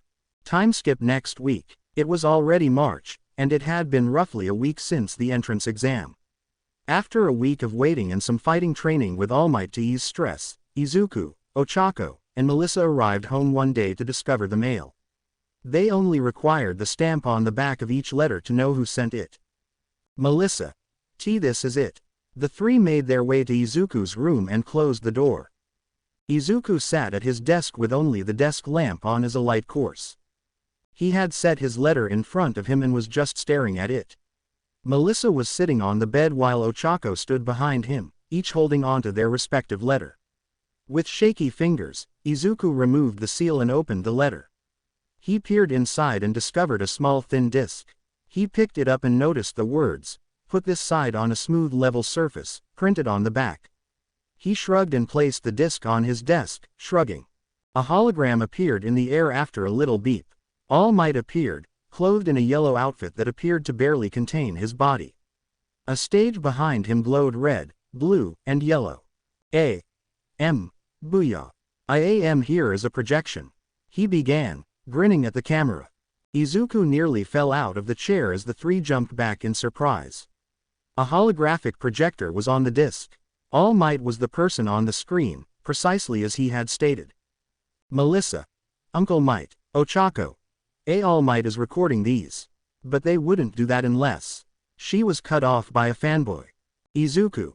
Unless Dad is going to be teaching. I'm sorry I've been so silent lately, but I want to give you a surprise also. With great responsibility comes great paperwork. Then All Might rubbed his throat before making a brief bow. I'm sorry. The reality is that I didn't come to this city specifically to take on bad guys or live with you. You're looking at the newest member of the UA faculty. The duo collectively gasped loudly while Izuku only grinned. All Might was planning to teach at UA. Ochako. He's seriously going to be working at UA. Surprisingly, All Might nodded as if he had heard Uraraka's questions. Suddenly, a hand appeared on the screen. Okay, I wrap it quick. All Might sighed and continued on his way. All right, let's go on. Tennyson, you completed the written exam with a score of more than 90%, which is more than enough to get you into the UA. You received 120 points for the practical. That would be enough to enroll in the heroics course. The trio went silent and confused. If the practical was simply based on combat abilities. Izuku. What? While villain points are the basic measurement we use to judge applicants, it's not the only ones. He continued as a video of when Izuku saved Earphone Girl from the zero-pointer was shown. Such passion, such selflessness.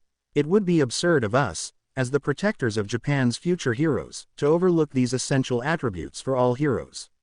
All Might returned to the stand, flashing his trademark grin. As a result, we have an entirely separate category for such acts, which is rated by a panel of judges. Points for rescue. And my boy, you the second have the most points of all, 60. Congratulations. Izuku couldn't believe what he was hearing. With the 120 villain points and the 60 rescue points, he earned a total of 180 points. Making him first placer. You broke my record, boy. Welcome, young Tennyson, to your hero academia. He raised his fist in the air. Izuku started crying. He could hear Melissa and Ochako opening their letters and discovering the same holodiscs that had arrived in Izuku's. Their messages were similar to Izuku's, and they were given their results for both the written and partial examinations. Ochako received 60 villain points and 80 rescue points because she saved 2 examiners in the practical, making her second placer, while Melissa had 55 villain points and 40, making her third placer, implying. They began to cry tears of delight alongside Izuku before approaching him and hugging him. They succeeded. The next 2 months seemed to fly by. Before he knew it, Ochako had finished high school and was preparing to move into his dorm at UA. Heights Alliance was the name of the building, according to his information packet, and it would be the place where she would live for the next 4 years of his life. Being natives, she, Izuku, and Melissa were the first to arrive at the dorm. They had unloaded in front of the building and said their goodbyes to All Might, who was in his skinny form, and Nezuko.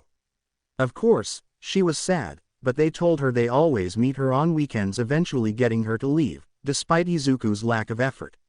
After they left, it was only the trio and their massive stacks of boxes in front of the building.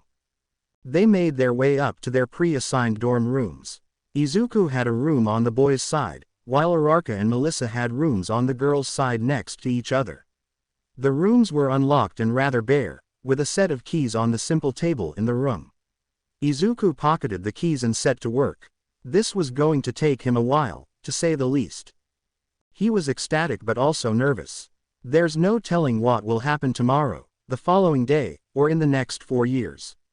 He was certain of one thing. He would do everything in his power to greet each day with a smile on his face and in his heart. Nothing, as All Might claimed, could change his heart's wishes, and damn it, he wanted to be a hero. It took Uraraka a while to finish unpacking and setting up all of her furniture, which she got with the help of Izuku, finally in their place.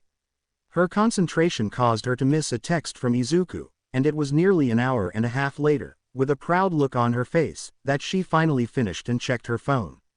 The rest of the young adults who had moved in today were apparently congregating in the common room. She dashed out of her room, closing the door behind her. She double-checked the latch to ensure her room was secure before proceeding up the stairs. As she walked, she could feel his prior eagerness and nervousness rising. She can finally make friends. She would begin by studying the room, noting anything obvious, possible buddy groups that were already forming, those who appeared to be loners, people who appeared to be noisy, and others who appeared to be more fond of listening. He'd then check for more subtle cues, like wardrobe choices, body language, and so on. He would then move on to talk to them, subtly steering the conversation so he could understand their likes, dislikes, and mannerisms. She walked down the stairway and opened the door. She started looking around the room and observed that a large number of people were already there. She was about to make a move when someone cut her off. "It's you." She stopped in her tracks. She blinked and turned to the source of the noise. About 20 feet away from him, a girl she saved from an exam was pointing an accusatory finger at her. She stomped towards him and stopped just a few feet away. Uraraka was keenly aware that most of the eyes in the room were on the two of them. The girl looked up at him and got a wide smile on her face. She leaned forward and pointed a thumb toward herself. "Mina. I'm Mina Ashido. Thanks for saving me and my friend from the zero-pointer. Ochako. Hi. I'm Ochako Uraraka. It's super nice to meet you." "And no problem." Ashido regained her balance and yelled behind her. "Kiri, come on in." Uraraka managed to shift his focus away from the pink girl in front of him and toward the source of her yelling. A student approached with blazing eyes and a smile full of razor-sharp teeth. His hair was spiked crimson and fashioned in the front with 2 little horns. "Mina. Uraraka, this is Ajiro Kirishima. Kiri, this is Ochako Uraraka, she is the one who saved us." The girl introduced them happily. "Ajiro. That was so cool when you used your super move against him.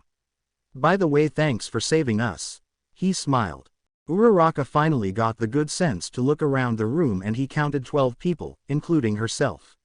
She'd just met Kirishima and Ashido, which left 9 new people for her to get to know. At that moment, Izuku entered the room. When he entered the room he caught everyone's attention. He was wearing a black long-sleeve shirt with black trousers and trademark red shoes. What really caught their attention was his muscles. Despite being covered in a shirt, his six-pack abs are still visible to everyone. He was so jacked it's like they were watching Mini All Might. The guys were stunned at the physique of their new classmate, feelings of jealousy, and inferiority even, welling up. They lost the sense of muscularity. Others practically went down onto their hands and knees, i.e. Kirishima and a boy who looked just like him, and bowed before they chanted manly in unison. Girls were trying hard not to blush or fawn at his physique, particularly Uraraka, who didn't know this side of him because he never showed his muscles like this. A midget scowls and says something about starting a harem on the first day after watching this. As a result, he gets a tongue slap from a frog girl.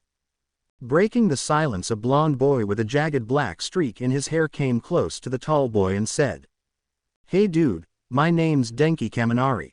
Nice physique though. Izuku.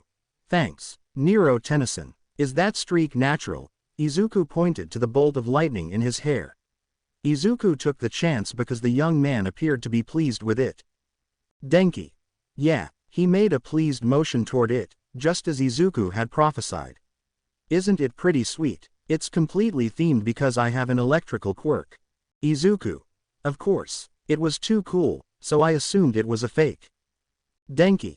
He grinned back and looked at the other students. I like this guy. My name is Hontasiro. The boy with black hair and weird elbows comes to Izuku and smiles toothily. How was your move in Tennyson? Izuku. Great, thank you. I was late since it took me a long time to unpack. It's a pleasure to finally meet you all. I'm sure you're all looking forward to the start of school on Monday. Denki. I mean, sure, but I'm more excited about the hero part of the hero course, you know. Schoolwork can be boring. Izuku continued to speak with them. Shiro appeared to be of the same mentality as Kaminari when it came to schooling. Overall, they all appeared like kind folks. Kaminari and Shiro appeared to be close friends. Soon Iida entered in room and the first thing he says. Tenya. It's you. Getting everyone's attention.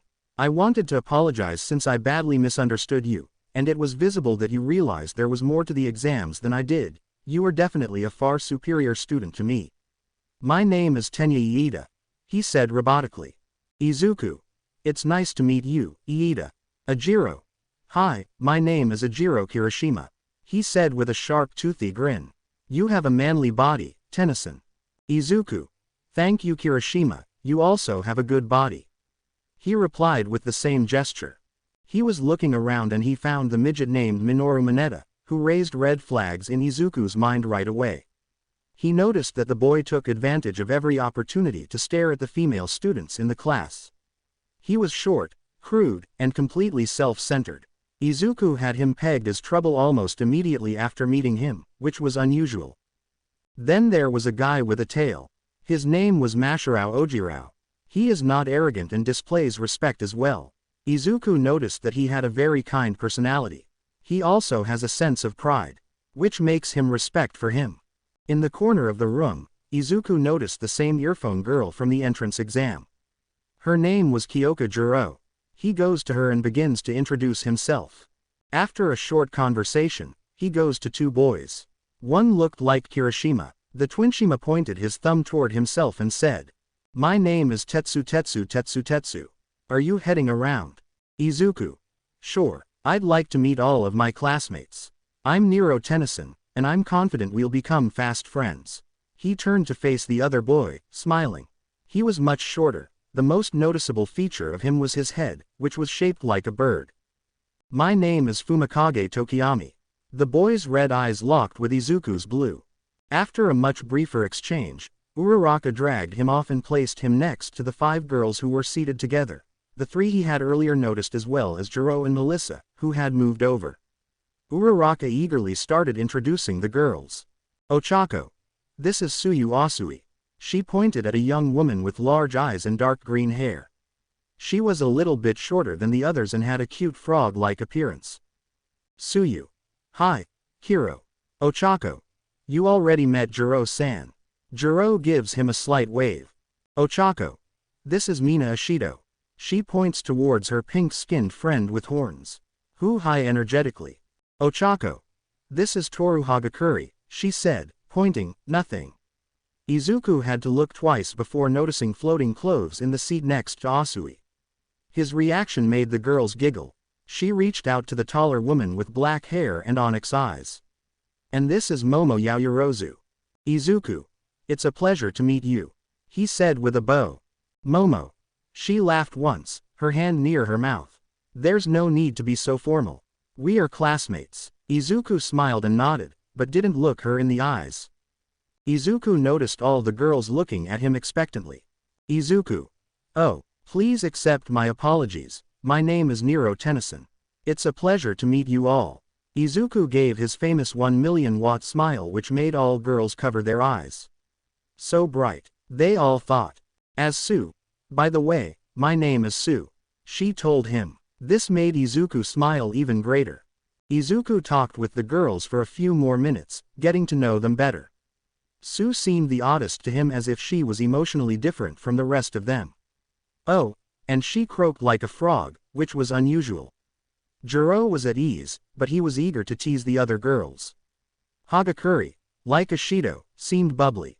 Yaoyorozu was equally refined and elegant. He eventually looked around for the last person with two-toned hair. Who he needed to talk to. He discovered him on the other side of the room, alone, staring at his phone and appearing not interested. Ashido noticed him staring at that boy. Mina. Oh, be careful with that one. She chuckled. He's emo. I couldn't get a word out of him. Izuku went to him and said, Izuku. It's been a while, Todoroki-kun. Everyone else in the room came to a pause and stared at the candy cane head and the white head. The dual-tone boy froze in his place, his eyes widening, and he placed his phone in his pocket before slowly rising and walking over to his first friend. Is that you, Tennyson? He asked in a shocked tone. He embraced him in a hug and said, It's been 8 years, Tennyson. I never thought I'd see you again. Izuku hugs him tightly. I missed you so much, Shoto. He whispered, tears streaming down his face. Shoto. I missed you too, Nero. I thought you were dead. I've been searching for you for years, and what happened to your hair and eyes? He whispered to the white-haired boy. As they pulled back from the hug, Izuku looked at Shoto with a mixture of joy and sadness. Izuku. It's a long story. But I'll tell you later. Right now, I just want to catch up with my old friend. Shoto smiled and nodded, feeling a sense of relief wash over him. He knew that he and Izuku had a lot to talk about, and he was grateful to have his old friend back in his life. Izuku. Everyone, this is Shoto Todoroki. He is a kinda anti-socializer. This interaction caused the rest of the people in the room to relax and return to what they were doing. The conversation continued as Shoto moved next to Izuku. He didn't participate, but he was becoming more social. The next day was Sunday, the last day of move-in and the first day of school. He was used to getting up early because of his father's years of training, and he had no intention of sleeping in now. He, Melissa, and Uraraka met at the crack of dawn to go for a jog around the UA campus. Izuku knew UA was big, but he didn't realize how big until he went for that jog. They had barely explored a corner of the property after running their normal distance, which covered a healthy number of city blocks. Of course, there was the main building, which was enormous. There were 2 dorms for the hero course, 3 for general education, 3 for support, and 3 more for business. 4 years of school meant 44 different residence halls. There was also the stadium, the USJ, numerous training grounds and facilities, mock cities, and other facilities. Melissa. This place feels more like its own city than a campus. It's like I Island, she observed as she ran alongside her friends. Uraraka. Tell me about it. Imagine how much it would have cost to buy just the land for this, let alone all the buildings. She pointed out. Izuku. This is UA for you. The trio returned to their hall shortly after 7 o'clock, sweating and satisfied with their workout. A few scorch marks on Izuku's arms and traces of blood hint that he had gone through a few rounds of exercise. After a quick shower and breakfast, the trio boarded the train back to Izuku's house. Nezuko was also shifting the next day to the UA with All Might. All of the other students had arrived by the time the trio returned to UA in the late afternoon. Izuku went to work scouting out the 3 people he hadn't met the day before. 2 of them were boys. And 1 was a girl. There was a student with a strange, pointed head who was about the same height as Sato. He had a muscular build, but he appeared to be extremely shy and quiet, to the point where Izuku didn't hear him speak. He was only able to tell Izuku his name was Koji Kota by pointing to a name tag on his luggage. Izuku then met a giant named Mezu Shoji, just in case he still thought he was one of the taller students. He had 6 arms, a mask on his face, and was about 2 inches taller than him. He also appeared to be reserved and stoic. Izuku noted that he and Tokiyami would probably get along well, but couldn't get a good read on him beyond that. The last student was an orange-haired girl with a ponytail. She is almost the same height as Yaoyorozu. Izuku noticed that she is a lively, thoughtful, and mature young lady who knows what is best for others, just like Yaoyorozu. Her name was Itsuka Kendo. According to Melissa, she helps them calm down for the entrance exam. Then Izuku got an idea. He rose to his feet and waved his arm in the air. Izuku. Hey everyone. He took a brief pause as the other students turned to face him. Since we'll all be classmates for the next 4 years, let's get to know each other. Grab a chair and form a circle. Ashido was the first person to respond. She jumped up from her seat and shouted in approval before dragging Hagakure along with her to get more chairs. This prompted the rest of the students to get up and move. All 20 students were soon encircled. They appeared to be waiting for Izuku to act, as it was his idea. Melissa sat to his right, while Uraraka took the seat to his left. He began once everyone was in place. Izuku. I figured it would be good if we all got to know each other a little better, seeing how much time we'll be spending together. He raised a finger. I've found one of the best ways to break the ice is to talk about our favorite hobbies and quirks, and since we're all here at UA, it seemed like an especially good plan. As they made their way around the circle, it became clear to the other students that Izuku was a hero nerd through and through. When one of them mentioned their quirk, he immediately began reciting facts and trivia about them. He once pulled out a notebook from who knows where and began listing and muttering about the notes he had recently taken on them. Uraraka and Melissa only giggle at his antics while the whole class sweat drops. Mina.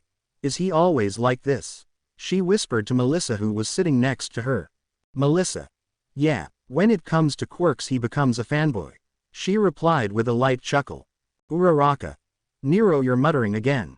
She said, breaking his train of thought with a light punch to the shoulder making him flush from embarrassment. He quickly apologized to everyone. All girls except Melissa thought already on the first name basis. It was the trio's turn after everyone had finished telling their quirks. Melissa was first. She stood and began to explain about her quirk. Melissa. My quirk name is Superpower. It enables me to stockpile massive amounts of raw power, allowing me to significantly enhance their physical abilities to superhuman levels, resulting in incredible strength, speed, agility, and durability. I can also make blasts with my bare hands.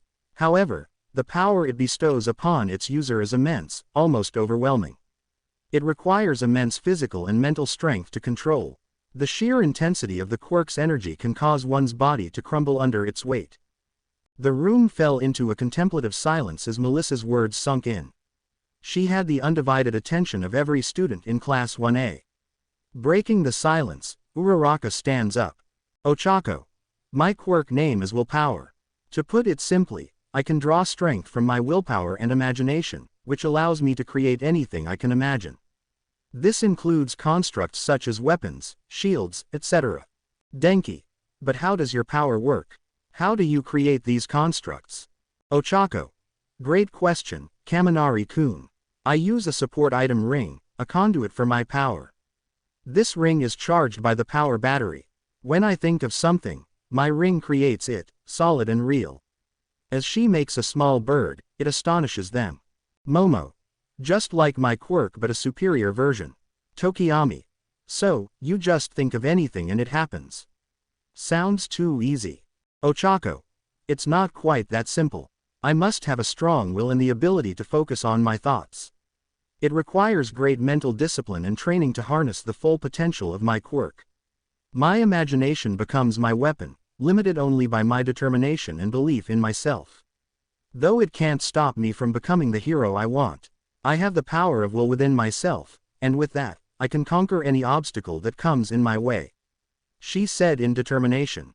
As the class erupted into applause, Ochako smiled warmly, her eyes shining with pride. Kirishima and Tetsutsu said manly in unison. After they calmed down, it was Izuku's turn. Iida. So Tennyson, what is your quirk? Getting everyone's attention. Izuku. Actually, I have 2 separate quirks. My first quirk name is Black Lightning. The quirk allows me to enhance my physical abilities to superhuman levels. It grants me incredible strength, speed, and agility, making them a formidable force. It can also change my eye color from blue to red. The students nodded, their interest piqued. The room was filled with the buzzing excitement of eager young heroes in training. Izuku. But here's the catch, Izuku said, his voice taking on a more serious tone. Just like any other quirk, the Black Lightning quirk can be dangerous if not properly controlled. It can push the user's body beyond its limits, and overusing it can result in severe consequences. One such consequence is the potential to lose a limb. Many of his classmates flinched at this statement. A murmur of concern washed over his classmates. Izuku had their undivided attention now. Izuku. I know this firsthand because, during my training, I accidentally unleashed a surge of black lightning with my second quirk that nearly cost me my arm. He explained, rolling up his sleeve to reveal scars that marred his once pristine skin. It was a glaring reminder of my risks while harnessing this power. Ajiro. That sounds dangerous. How do you control a quirk like that? Izuku. Without my second quirk, it's simple. I can use it to its full extent. However, if I combine it with my second quirk, I can use it at 5%. Momo. What's your second quirk? She asked eagerly. Izuku. My second quirk name is Alien Force. Simply put, I can transform into various monsters, which I prefer to refer to as alien beings, each with their own set of powers and abilities. The whole class except Uraraka and Melissa was shocked. Denki. He shook his head, struggling to wrap his mind around the concept. Wait, so you're telling us that you can transform into aliens with different quirks? That's insane. Izuku. Exactly, Kaminari-kun. It's incredible, but I must emphasize that I'm still learning how to tap into this power effectively. It's not as simple as it sounds, and there are limitations to its usage. Tetsu. Tennyson, what are some of the alien forms you can transform into? How can you transform? Can you give us an example? Izuku. To transform I need this. He shows them the watch on his wrist. This is Omnitrix. It has the power to allow me to transform into various alien forms. It grants me the ability to wield different powers and abilities, depending on which alien I transform into. Without this device, I may turn into a ruthless monster. Everyone gulps in fear imagining Izuku as a monster. Izuku. To activate the Omnitrix, I simply need to touch the faceplate with 2 fingers. A holographic circle with different silhouettes will pop up. Then I need to scroll through the screen until I find the one I need. Then the faceplate automatically slides open and a dial will come out. Then I need to slam the dial and then boom, in a green flash I become an alien. Suyu. Would you be able to show us, Tennyson? She asked, her voice a mix of curiosity and anticipation. Izuku nodded, taking a deep breath, his finger hovering over the Omnitrix dial. Izuku. But of course, Sue. I am more than happy to demonstrate. With a satisfying click, Izuku activated the Omnitrix, engulfing his body in a blinding green light. As the glow subsided, the room fell silent, their eyes locked on the transformation before them. Standing in Izuku's place was a towering, 4-armed alien known as 4 Arms. The sheer power emanating from the transformed Izuku left Class 1A speechless. 4 Arms flexed his colossal muscles, a grin spreading across his face. The room exploded with applause and cheers. Then Izuku pressed the button on the torso. Hida transformed. As the transformations began to wind down, Izuku reverted to his human form, his chest heaving with joy. The room fell into a hushed reverence, the students finally grasping the true magnitude of what they had just witnessed. Itsuka. So Tennyson, how many transformations do you have? She asked, breaking everyone from their thoughts. Izuku. I have 25 different aliens with different powers right now. He said sheepishly. Everyone except Melissa and Uraraka's jaws dropped after finding out how strong their classmate is. Shoto. What do you mean right now? Izuku. It means I don't know the extent of my quirk. Originally I started with 10 transformations. It randomly gives the alien that depends on the situation or I am about to die. He muttered the last part. Only Shoji and Jiro heard this and went pale. Anyway, I don't know when that will happen, but the situation is always stressful when I get a new one. Silence, and I mean utter silence, was there but for guys. The boys collectively thought, what a monster. As for girls, he is even cooler than before, with a small blush. The silence was quickly broken by a short purple midget who was crying blood and began ranting.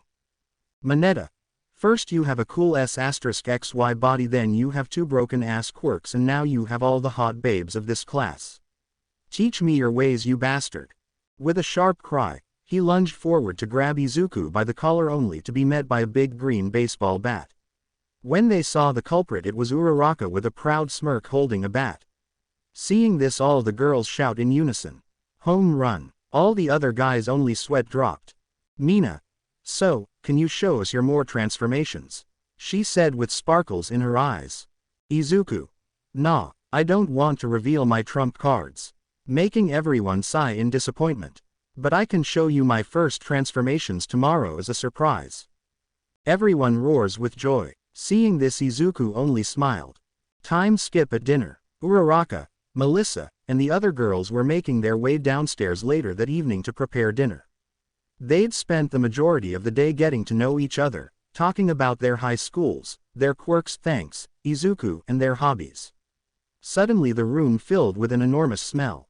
A few minutes earlier, Izuku marched into the dormitory kitchen, ready to showcase his culinary skills. He meticulously planned out a 3-course meal consisting of an appetizer, main course, and dessert. His first creation was a delectable caprese salad, featuring perfectly ripened tomatoes, fresh mozzarella cheese, and a basil-infused balsamic reduction. The vibrant colors of the dish reflected Izuku's unwavering passion and attention to detail. One by one, his classmates entered the kitchen, their eyes widening in surprise at the sight before them.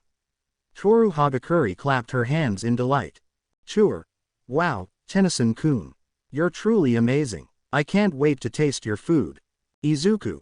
He smiled at her encouragement, feeling a newfound confidence surge through him. "Thank you, Hagakure-san. I hope everyone enjoys it." Jiro. "Wow, Tennyson. I didn't know you had such hidden talents. The presentation alone is top-notch." Izuku blushed furiously, the compliments causing his usually reliable speech to falter. Izuku. Thank you, Jiro-san. I wanted to create an atmosphere of togetherness, and what better way than through food. As the class piled into the common area, they couldn't help but marvel at the carefully arranged plates, adorned with the appetizing caprese salads. Todoroki, with his stoic expression, was the first to take a bite. A smile unexpectedly appeared on his face as he savored the harmonious blend of flavors. "Shoto. Tennyson, this is amazing," he said, his voice filled with genuine surprise. The class, witnessing Todoroki's rare compliment, turned their attention to the young chef. The room erupted in a chorus of agreement as each student tasted the salad and expressed their amazement. Next came the main course, a dish that exemplified Izuku's ability to incorporate his unique quirk, Black Lightning, into his cooking. He prepared a succulent beef bourguignon, infused with his extraordinary strength. With his ability to regulate his power, he ensured that the meat was cooked to perfection, tenderizing it with a gentle yet powerful touch. The aroma wafting through the dormitory made everyone's mouths water. The second dish was soba. The students gathered around the large dining table, eagerly awaiting the main course. As they took their first bite, they were transported to a realm of savory delight.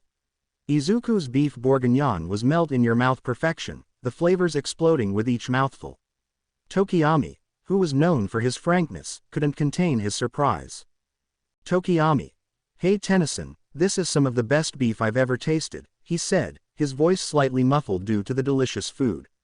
The class turned to him, unable to hide their amazement at his rare compliment. "Denki. Seriously, man," he added, his eyes widening in surprise. "You should open a restaurant or something." Finally, it was time for dessert. Izuku, inspired by his idol, All Might, created a mouthwatering dessert that symbolized his unwavering determination. He presented a towering tower of green tea-flavored macarons, delicately shaped like miniature buildings. The class, filled with anticipation, bit into the macarons, their taste buds electrified by the explosion of flavors. Each bite was a testament to Izuku's dedication, reflecting his relentless pursuit of excellence. Momo, usually the voice of reason and elegance, couldn't help but gush at the sight of the dessert. "Momo. Tennyson, these macarons are simply superb. You've outdone yourself." Todoroki appeared to be enjoying his soba as he swallowed. He and Ashido engaged in a stare-down over the last eating, which he ultimately won, much to the dismay of the pink girl. The entire class showered Izuku with praises, thanking him for the extraordinary meal that left them completely satisfied. Izuku, overjoyed by their reactions, blushed with both humility and pride. The time flew by as they savored each bite and shared stories from their individual journeys. The meal brought them closer, reinforcing the bonds they had formed throughout their training. As the night came to an end, they all expressed their gratitude to Izuku, who had put so much effort into making them feel cherished and loved. After dinner, he washes the dishes with the help of Uraraka, Mina, and Tsuyu.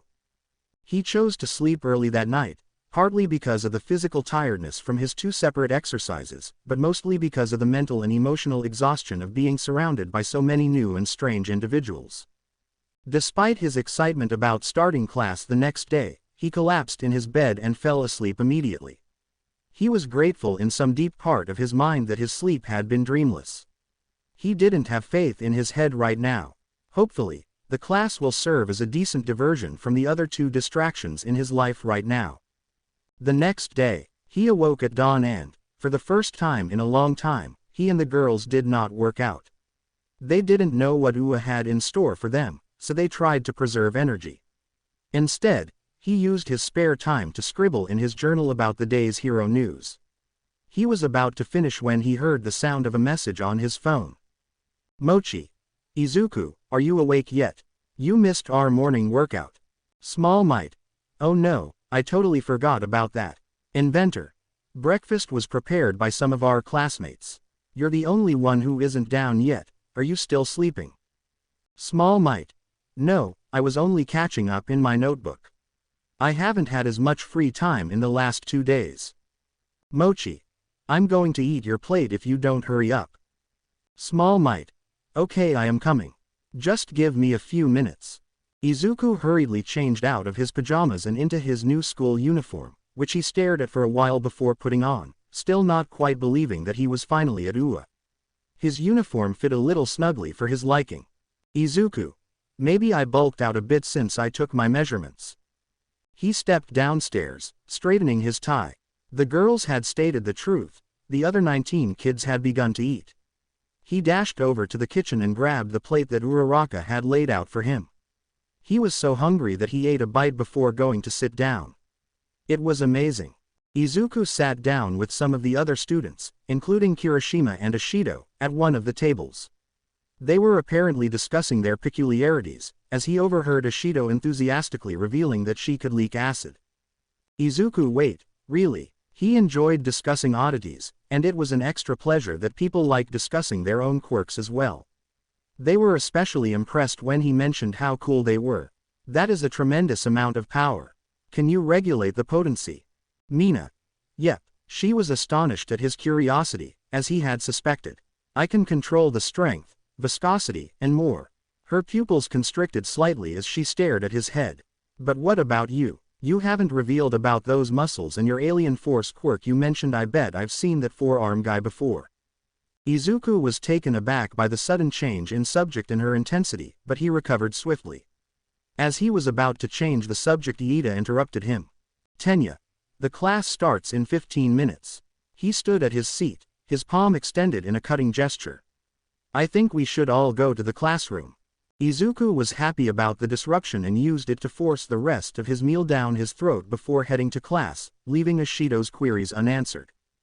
At UA, University Class -1A, Izuku was pleased. He was seated in a UA classroom, prepared to meet his homeroom teacher. He'd been waiting for this moment for years, and it had finally arrived. In his seat behind Uraraka, he was almost vibrating. Seeing this, Uraraka only giggles. And then there was Melissa, who was sitting behind Izuku. The door opened, and the other females entered. They had arrived a little later than everyone else and had already begun to move as a group. Izuku wasn't surprised. It was always easier to socialize with folks who shared more interests with you when you first met. He observed as the girls looked at the seating plan on the board at the front of the class and took their places. As Izuku sat down in front of Uraraka, he almost chuckled at Hagakuri's seemingly floaty outfit. He'd get used to it, but for the time being, it was a fun novelty. Yaoyorozu nodded politely as she walked behind Melissa to take a seat. Mineta stood between them. Jiro sat just ahead and to the right of Izuku with Kaminari. Ojiro sat in the front row to her right next to Tetsu. Kirishima sat 2 rows to Izuku's left, and the other two females Kendo and Suyu sat in the far right row. Some of the students were chatting and didn't see that something had made its way to the classroom door. If you came here just to make friends, you can pack up your things now.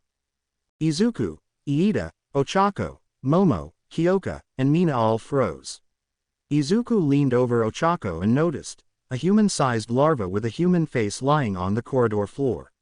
It was an adult male wearing a bright yellow sleeping bag. Perhaps their teacher or another higher-up person. While remaining within his sleeping bag, the larva man rose. It took you 8 seconds to get to your seats and be quiet. That is not going to work. Rational students would know better. He took a step outside of his sleeping bag. My name is Aizawa Shota, and I am your homeroom teacher. Izuku. Our teacher. His thoughts began to race. Then he's a professional hero. I'm not familiar with him. Perhaps he's underground. If that's the case, he shouldn't be working at UA. The man didn't even wait for the murmurs to stop before pulling out a blue and white gym gear. Shota. We're wasting our time. Go to the locker room, put these on, and meet me outside. You've got 5 minutes. Mina tentatively raised her hand. Mina. Sir. Aren't we supposed to have orientation today? Aizawa met her look with a level gaze until she couldn't anymore. Shota. The orientation is nothing but speeches, and it is a waste of time. Because the UA does not follow the standard curriculum, I am free to run my class however I see fit. We only have 3 years to transform you into a pro hero, and we can't afford to waste any time. Follow me to the locker rooms, change into your workout clothes, and meet me outside. At boys' locker room. As the boys gathered in the locker room before the test, nerves and excitement filled the air. The room buzzed with conversation and friendly banter as everyone changed into their training gear. Izuku, however, was more focused on mentally preparing himself for the challenges that awaited him. Izuku noticed the odd looks and remarks from his students as he undressed to change into his gear. He initially dismissed it, figuring they were simply discussing the next test. Nonetheless, he couldn't ignore the feeling that something was wrong. One by one, Izuku's classmates caught sight of the scars on his body. They were remnants of countless battles and training sessions he had endured to become the hero he aspired to be. Some were visible on his arms and legs, while others peeked out from beneath his training shorts. These scars were a testament to his determination and unwavering spirit, but they also served as a reminder of the immense challenges he had faced as a young hero. As the boys changed, their gazes shifted between glances at Izuku's scars and false nonchalance. They all tried to suppress their amazement, not wanting to make Izuku feel uneasy. Nonetheless, it was obvious that their assumptions about their classmate were being shaken. Holding on to the threads of courage, Kaminari ventured to voice his thoughts. Denki. Hey, Tennyson. Are those battle scars? Izuku raised his head, a jumble of emotions on his face. Izuku. Yes, they are, he acknowledged, understanding their curiosity and concern. Each one tells the narrative of my battles and the lessons I've learned. They serve as a reminder of the growth that comes from overcoming challenges. The changing room was deafeningly quiet. The weight of their own troubles and fears pressed down on the boys as they processed Izuku's comments. They were used to simply seeing their classmates in terms of their oddities, strengths, and shortcomings. When they saw Izuku's scars, they realized they hadn't really seen him as a person. Outside at the training ground, the students made it outside with seconds to spare after an upset rush. Aizawa stood in front of them, clutching a little electronic device. Shota. At UA, I am free to run my class however I see fit. I have 4 years to educate you on how to be the heroes of our future, therefore we don't have time to squander on meaningless rituals and customs. He looked at Izuku. Tennyson, you got first place on the entrance practical. The boy tightened slightly in response to the attention. What was your farthest softball throw in high school? Izuku. Sir, I believe it was 80 meters. Shota. Instead of allowing those who are capable to excel, the Ministry of Education continues to pretend that we are all born equal. I need to know where you are right now in order to effectively teach you. A set of 8 physical challenges will provide me with a good baseline so that I can understand each of your potentials. Because your previous results lack your eccentricities, they are useless. He turns back to the boy. Shota. I know you have two separate quirks and you can't use them both at once. Use your quirks to throw the ball as far as you can. Each one separately means you have to each test twice. He tossed him the ball. He held it with one hand. Izuku. Are you sure? Shota. You're wasting my time. Take your throw and step inside the circle. He sounded bored, but the grin on his face was hidden by his scarf. He knew what he was going to do. Only a fool of a teacher wouldn't read their forms and observe their admission exam performances. Izuku places 2 fingers on the Omnitrix faceplate. A holographic circle appears on the screen. He scrolls down the screen till he finds the one he's looking for. The faceplate automatically slides open, revealing a familiar dial. He turns halfway towards the students before he slams the button. Izuku. Hey Ashido. He returned his attention to the girl, who was staring at him. Remember when you told me that 4-arm guy was familiar? Mina. Yeah. Izuku. Anybody heard about alien hero, Ben 10 who single-handedly wiped an army of Forever Knights? Ajiro. Yeah, I heard about him. He was the previous #1 hero of America who died 8 years ago. What about him? Izuku. Well, he was my grandfather. As he slams Omnitrix before yelling it's hero time. Izuku. Anybody heard about alien hero, Ben 10 who single-handedly wiped an army of Forever Knights? Ajiro. Yeah, I heard about him. He was the previous #1 hero of America who died 8 years ago. What about him? Izuku. Well, he was my grandfather. Pause. Class 1A students except Melissa and Uraraka couldn't believe what they had just heard. Ben 10 is a famous hero who can transform into many creatures to battle evil. His valiant achievements became legendary around the world, and he became a symbol among heroes. Even All Might admires him. This revelation, however, caught everyone in amazement including Aizawa, who was shocked into silence but shortly recovered. Shota. That explains his transforming quirk. He thought aloud. Mineta. What in particular do you mean by, he's my grandfather? He shouted in disbelief. Izuku. That my grandfather is Ben 10. He said sheepishly. Ashido broke into a fit of laughter, unable to contain herself. Mina. This has got to be a joke, right? I mean, no offense, but that sounds ridiculous. Hanta.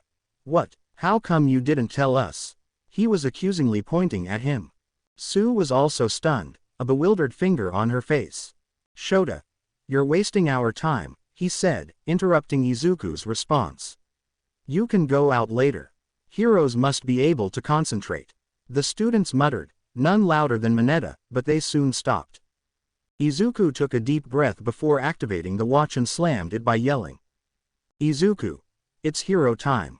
A brilliant light enveloped him, startling his friends and onlookers. As the light dissipated, a towering figure stood in place of the once average teenager. Izuku. Homungosaur, he said with a giant roar. A big alien with incredible strength and the ability to manipulate his size. Gasps echoed through the training as the Class 1A students watched in awe. As he positioned himself, a hushed silence fell over the crowd. Taking a deep breath, Homungosaur increased his size much to everyone's shock. He gathered all his strength and swung his right arm. With a thunderous roar, he launched the ball into the sky, causing the ground to shake with the force of his throw. The sheer force behind his throw caused it to soar higher and farther than anyone had ever seen before. The students watched with awe as the ball vanished into the distance, leaving a trail of pure exhilaration in its wake. As the entire class saw the ball vanish in the air, Aizawa turned back to face them. Shota. Only by allowing each of you to use your quirk to its full potential will we know what your potential is as future heroes. He displayed his phone to the class, which displayed Izuku's distance thrown score. It's a long way past 80 meters. The reading was 10 kilometers. Momo. Over 10 kilometers. She gasped. Itsuka. Wow, she was stunned. Kyoka. He is showing his true strength. No wonder he placed first in the entrance exam. All the other Class 1A nodded in agreement. Shota. Tennyson, you are doing all the tests again at the end of all exercises but with your second quirk. Izuku only nods in his head. In staff room. All Might was sitting in a staff room, reading the teacher directory and pondering to himself. All Might. UA's hero course deviates from the standard academic path. He let out a sigh. If you get the wrong homeroom teacher, life is awful. As he flipped through pages his eyes widened. Crap, they got Aizawa. Back at outside, Mina. Can we leverage our quirks to help with this? Then this will be fun. She grins as she whispers to her neighbor. Shota. Fun you say. Everyone fell hushed as Aizawa spoke in a menacing tone. It's been 3 years. That's how long it takes to train to become a true hero. And you all believe it'll be a lot of fun and games. So, today you'll participate in 8 physical tests to see how much potential each of you has. The last to arrive has yet to arrive, and will be expelled immediately. This shocked almost everyone. They are already facing expulsion on the first day of school due to a surprise quirk exam. They observed as Aizawa grinned at his students and made a, "Come on," gesture with his fingers. Shota. Show me it's no mistake that you're here. Mineta. Ha. He stood up and raised his hand. You can't kick one of us out on the first day. That's not fair. Shota. And you think natural disasters are fair? What about villain attacks? He inquired. The world is full of injustice. It is our duty as heroes to face the darkness and fight against injustice. If you can't accomplish that, this class isn't for you, and you'd be better off in general studies anyhow. Tenya. He appeared to be nervous. I don't approve of this sort of hazing, but if this is what it takes to get into the UA Hero course, I'll do my best. To fuel his quirk, he took a long drink from his sports bottle, which contained orange juice. Melissa and Ochako. This is something I am capable of. I'm not going to let Izuku All Might, Uncle Might or anyone else who has helped me down. They thought at the same time. Shota. UA will throw one terrible hardship after another at you for the next 3 years. So go above and above. In addition, plus ultra style. He challenged the students, and most of them shivered under their teacher's gaze. We're just wasting time talking now. Let the games begin. Trial No. 150-meter dash. Aizawa began calling pupils up to the starting line 2 at a time, going by escalating student number. This, in turn, helped them identify themselves as they approached the starting line. Ashido Mina, the Onitsuka Kendo. The race was about to begin. Mina, with her characteristic enthusiasm, bounced on her toes, while Itsuka maintained a calm and composed demeanor. With a quick nod from their instructor, the starting signal blared through the air, and the 2 girls shot off like rockets. Mina's speed and agility were unmatched as she navigated the track, her feet leaving a trail of glittering acid behind her. However, Itsuka proved herself to be no slouch. With each determined stride, she propelled herself forward, her enlarged fists creating small tremors as they hit the ground. As the race progressed, Mina noticed she had gained a slight lead. Determined to maintain it, she pushed herself even harder, her acid-enhanced muscles propelling her forward like a comet blazing through the night sky. Itsuka refused to let the gap grow any wider. Utilizing her big fist quirk to its fullest potential, she found her rhythm, propelling her body with bursts of incredible strength. With only a few meters left, the finish line appeared in their sights. Mina's heart pounded in her chest, and she could feel the excitement coursing through her veins. Itsuka, no longer focusing on the race itself, closed her eyes for a brief moment, channeling her energy into one final burst. In a breathtaking display, Mina and Itsuka's spirits clashed as they burst across the finish line almost simultaneously. The instructor watched in awe as the girls crossed the line in perfect synchrony, their determination and unwavering spirit evident in every stride. As they finished the line, the robot shouted 5.25 for both. The result was a tie, leaving both girls breathless and grinning from ear to ear. They congratulated each other, knowing that their true victory lay in the bond they had formed and the mutual respect they shared. Their classmates cheered for them. Next, Iida Tenya versus Suyu Asui. The signal rang out, and the race began. Iida shot off like a bullet, his engines roaring to life, propelling him forward with incredible speed. Suyu, on the other hand, leapt forward, her long tongue acting as a propeller, propelling her through the air with grace and agility. As they raced towards the finish line, Iida's exhilaration mixed with the sheer intensity of the moment, leading him to come up with an unconventional plan.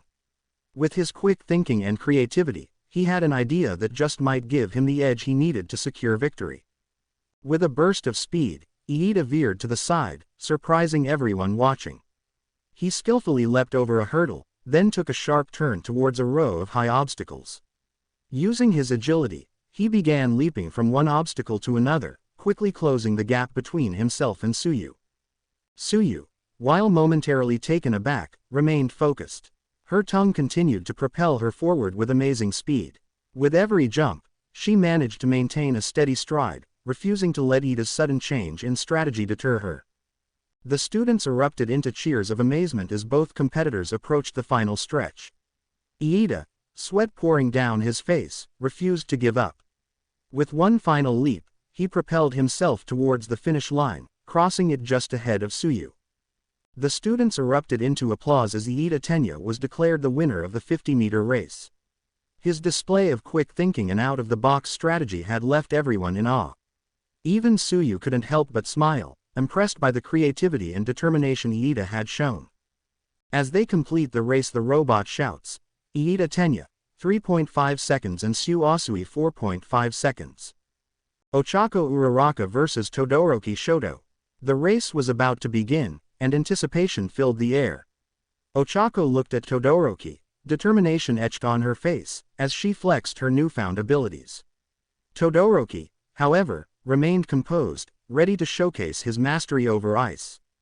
The starting signal blared, and both competitors bolted forward, their powers in full force.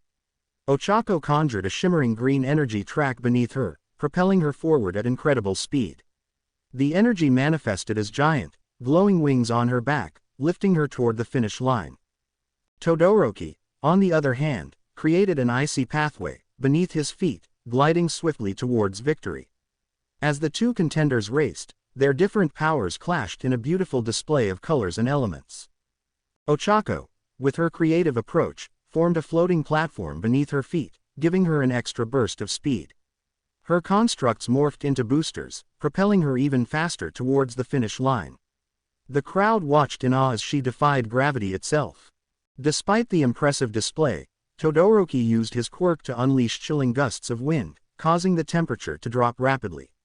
The icy path became slippery, allowing him to gain some ground against Uraraka's astonishing speed. Just as the finish line was within reach, Ochako unleashed her final move.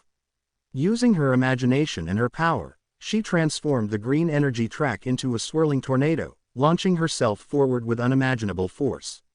With a burst of speed, she dashed past Todoroki, crossing the finish line in a mere 2 seconds, leaving everyone spellbound. Robot, Ochako Uraraka, 2.0 seconds and Shoto Todoroki, 3.3 seconds. Nero Tennyson vs Melissa Shield. Izuku. I have to hold back. I can't show them my full power right now, he thought. The race began, and XLR8 shot forward like a bolt of lightning. His rapid movements created a blur as he effortlessly weaved through the open spaces, utilizing every ounce of his alien speed. Melissa, despite possessing an impressive 20% power level of One for All, struggled to keep up. No matter how hard she pushed herself, XLR8 maintained a significant lead. As the students watched in awe, Izuku's strategic genius shone through. He found the most efficient path, utilizing the surroundings to further enhance his speed. With each passing second, XLR8's lead continued to grow, leaving Melissa in his dust. The finish line was in sight, and the onlookers were buzzing with excitement. Cheers erupted as XLR8 crossed the finish line, triumphant and full of exhilaration. Melissa, though disappointed, couldn't help but admire Izuku's incredible display of skill and creativity. Robot, Nero Tennyson, 1.5 seconds and Melissa Shield, 2.1 seconds. At that speed, the class's collective jaws dropped. The small pervert looked at him with slight fear, Kaminari with awe, and Iida with disbelief. No one in his family could even come close to Izuku's speed. Shota. He is holding back. As he narrows his eyes. The exams were then resumed. Mineta Minoru, despite his small stature and wicked mind, used his quirk by snatching 4 balls in each hand and throwing them in a line in front of him.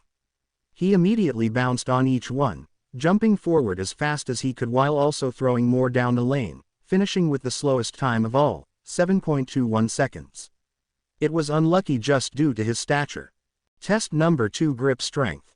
The class proceeded to the gym for the next test, a grip strength test, in which a student grasps a handheld gadget that measures the force in kilograms displayed by their grip. Izuku turns into Diamond Head and squeezes the grip strength. Holy crap! Izuku noticed Zero and Mineta seeing his device as the tape quirk user spoke. Zero. You weighed 1,000.0 kilograms. You're a monster. Mineta. An Amazon. As he began to drool, Ochako smiled as she constructed a small hand and examined her grip test machine. It weighed 900.3 kilos. Crunch. Asterisk. Oops. Everyone turned to look at Melissa. One of the grip tests was in her hand. It was now mostly dust. Melissa. Guess I overdid it. All. How powerful is she? Except for Izuku and Ochako, we're all thinking. Aizawa watched motionless, as surprised as everyone else. Test number 3, long jump. Izuku observed as the students attempted to use their quirks to help them, traveling 2 at a time.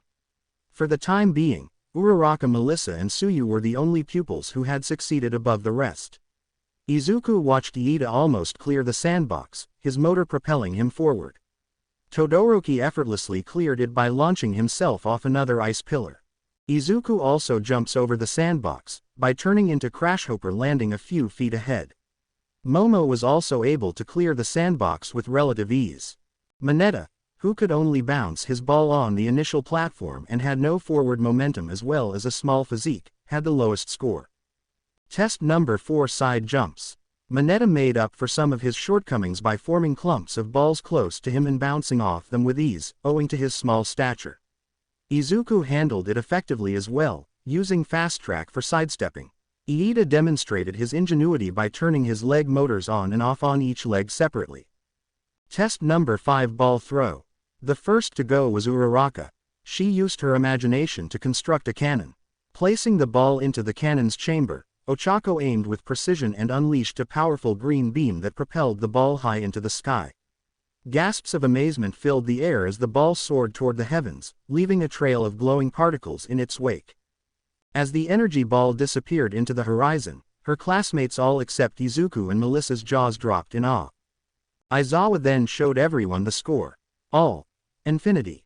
The incredible feat she had just accomplished left them speechless. Mina gasped, her eyes shining with admiration. Mina. That was insane, Uraraka. You just threw infinity. Denki. How the hell does that work? Next was Melissa's turn. She took a deep breath, her eyes filled with determination. She stepped forward and prepared to throw the ball. As she concentrated her energy, the familiar surge of One for All pulsed through her veins. The power coursed through her body. Golden lightning starts to dance around her. With utmost precision and grace, Melissa released the ball, yelling SMAAASSHH. As it flew, it generated dust and debris. The students watched in awe, their eyes widening at the sheer accuracy and power behind her throw. As Aizawa shows them score, they all yell. All. 2035.3 meters. Seriously. Izuku. Congratulations, Melissa. Your throw was incredible. Uraraka nodded in agreement. Melissa blushed, her heart warmed by Izuku's recognition. She knew this experience would be something she would cherish forever, not only as a testament to her abilities but also as a reminder of the extraordinary students. Test number 6, endurance run. Though the course appeared to be basic, the students soon began to slow down. Mineta was the first to withdraw, followed by Hagakure. Izuku was the last to leave, followed by Todoroki, Uraraka, Iida, Melissa, and Momo. Izuku cleared this without transforming thanks to his training. Test number 7, seated toe touch. Given how adaptable Tsuyu is, he easily outperformed the competitors. Followed by Uraraka and Izuku. Test number 8, sit-ups. This one ended up being purely physical, as no one had any quirks that could assist them in obtaining a higher score, with the exception of Todoroki, who generated a thin layer of ice to keep himself from sweating, and Izuku, who was his snarrow form. After all tests were completed, as Aizawa looked at his digital device, everyone thought they deserved a decent rest after finishing the tests. Shota. Before I give the final results, Tennyson, you have to redo all tests with your second quirk. You have to redo the ball throw and 50-meter dash run using the Alien Force quirk. You're holding back a lot the entire time. I saw your video footage throughout the entrance exam. I want to see that same transformation. Mezzo. What do you mean he is holding back? Kyoka. He destroys zero-pointer with one punch. She said with a blank look. Mineta.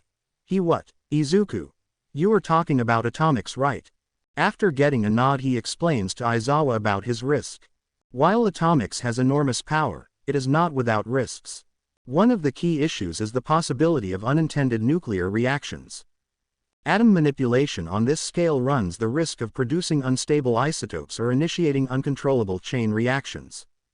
This could have disastrous repercussions not only for the user but also for those nearby. Aizawa's expression grew serious as he contemplated the implications. But that's not all, he added, a hint of concern in his voice. Another drawback of atomics lies in the energy consumption. As atoms are manipulated on a molecular level, it requires an immense amount of energy to achieve the desired effects. Continuous usage of this transformation could drain a user's stamina rapidly, leaving them vulnerable in intense battles or prolonged engagements. It's just a random theory, so please bear it. Aizawa nodded slowly, acknowledging the gravity of the situation. He had witnessed firsthand the consequence of overexertion, having tirelessly protected and taught his students throughout the years. Shota. You're here to challenge yourself, not to slow down. It's not fair in the world of heroes and villains. You just have one chance to get it properly, or people will die. Don't hold back this time. Okay, problem child, he said with a genuine smile. After getting the nod from the problem child, he told him to do the tests. After all, tests are completed again.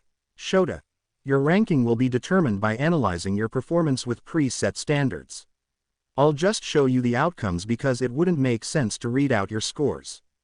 Aizawa touched the pad and moved something, causing a hologram with the rankings to appear above the display. 1. Nero Tennyson. 2. Momo Yaerozo. 3. Ochako Uraraka. 4. Shoto Todoroki. 5. Melissa Shield. 6. Tenya Iida. 7. Fumikage Tokiyami. 8. Mezzo Shoji. 9. Itasuka Kendo. 10. Mashirao Ojiro. 11. Ajiro Kirishima. 12. Tetsutsu Tetsu. 13. Mina Ishido. 14. Koji Koda. 15. Asui Syu. 16. Honta Siro. 17. Kyoka Juro. 18. Denki Kaminari. 19. Hagakuri Toru. 20. Minoru Mineta. The tiny creep began to shake and wail as the results were read. His only thought is that he will be sent home without the opportunity to touch any of the beautiful girls in his class. Mineta. I am so screwed. I did not see any of the girls in their costumes. Everyone gave him a disgusted look. Shota. I was also lying. Nobody will be expelled. He cracked another sick grin. That was just a rational deception to get you to push yourselves to your limits. As the class let out collective groans and sighs of relief, one student looked around with a puzzled expression. Momo. To be honest, I'm surprised none of you guessed it. Izuku. I don't think he was lying, getting everyone's attention and making them nervous. Honta. What do you mean? Izuku. Last year he expelled the whole class of the first year. He stated calmly. ...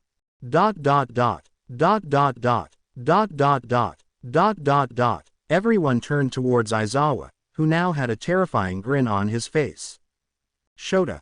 I see someone did his homework. Well, the cat is out of the bag now. Whoever came in last would have been expelled. If you hadn't impressed me enough, I would have expelled you all. ... WHAAAAAT. The entire class yelled. Momo went pale, Ida's glasses broke, and Mineta was like he saw a ghost.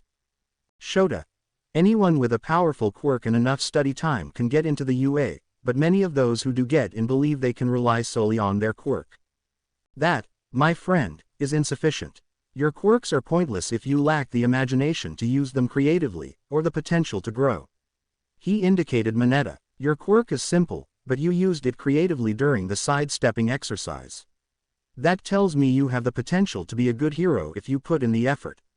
He smiled at the sobbing Mineta. That's why I'm not evicting you. But that being said, if you don't change your behavior, I'll not hesitate to expel you. Understood. Mineta. Why yes sir. He shakily nodded. Shota. The same can be said for the rest of you. If I think you're slacking off and not taking your job seriously, I won't hesitate to fire you. Any questions? He asked, as they all trembled before him. All. No sensei. Shota. Good, that's all for now. Pick up a syllabus in the classroom and then return to your dorms or wherever. He walked away with a dismissive wave and without saying anything else. At the girls' locker room. Melissa. It certainly wasn't a good first day, I agree. I honestly didn't think we would go through such a test. Toru. At the very least, we all passed, she gulped. But man, our homeroom teacher is really strict, huh? Ochako. I wish we had gone to orientation instead. As she groaned. As they changing clothes suddenly Jiro shouted. Kyoka. Holy crap Uraraka and Shield, I expect muscles from Tennyson, but you both are ripped too, look how chiseled you are. You resemble a granite statue. Ochako. You don't know about him. He looks innocent to face, but when it comes to training he becomes a strict teacher. She said with a slight gulp. But then she narrowed her eyes on her and said, what do you mean you expect from Tennyson, and how do you know him? Kyoka. Oh, well, if you want to know. She seemed embarrassed. Ochako. Well, now I do. She raised an eyebrow, seeing her reaction. Kyoka. You remember the big 0-pointers? They all nodded, except for Yaoyorozu, who looked confused. Melissa. Wait, how did you miss them? She asked the black-haired girl. Momo. I didn't take the practical exam, she explained softly. I was admitted on the recommendation. The girls all gasped slightly. Sue. The 0-pointer was a giant robot probably around 15 or more stories tall. It was supposed to be the big obstacle Kiro. Kyoka. Right, so when the robot started rumbling towards me, a building nearby collapsed and fell on me, breaking my ankle and trapping me underneath, she explained to the worried looks of the other girls. It reared its big fist back, and started coming down to smash me. She pantomimed the fist. Then, out of nowhere, Tennyson dashed between me and the robot and stopped it. She blushed a bit at the memory. Momo. If the robot was as big as you say, she mused, then I have my doubts. His quirk is powerful, but nothing that impressive. Kyoka. You should have seen it. Her blush deepened. Do you know how his transformation worked when he showed us? The other girls nodded. Well, it was way cooler than that. He transforms into a walking nuclear reactor. With 10% power only he destroyed 0-pointer. Itsuka. Whoa, that's what Aizawa meant when he said he was holding back, as her eyes were wide. Mina. Giving his all for someone he's never met. She smacked her fist to her palm.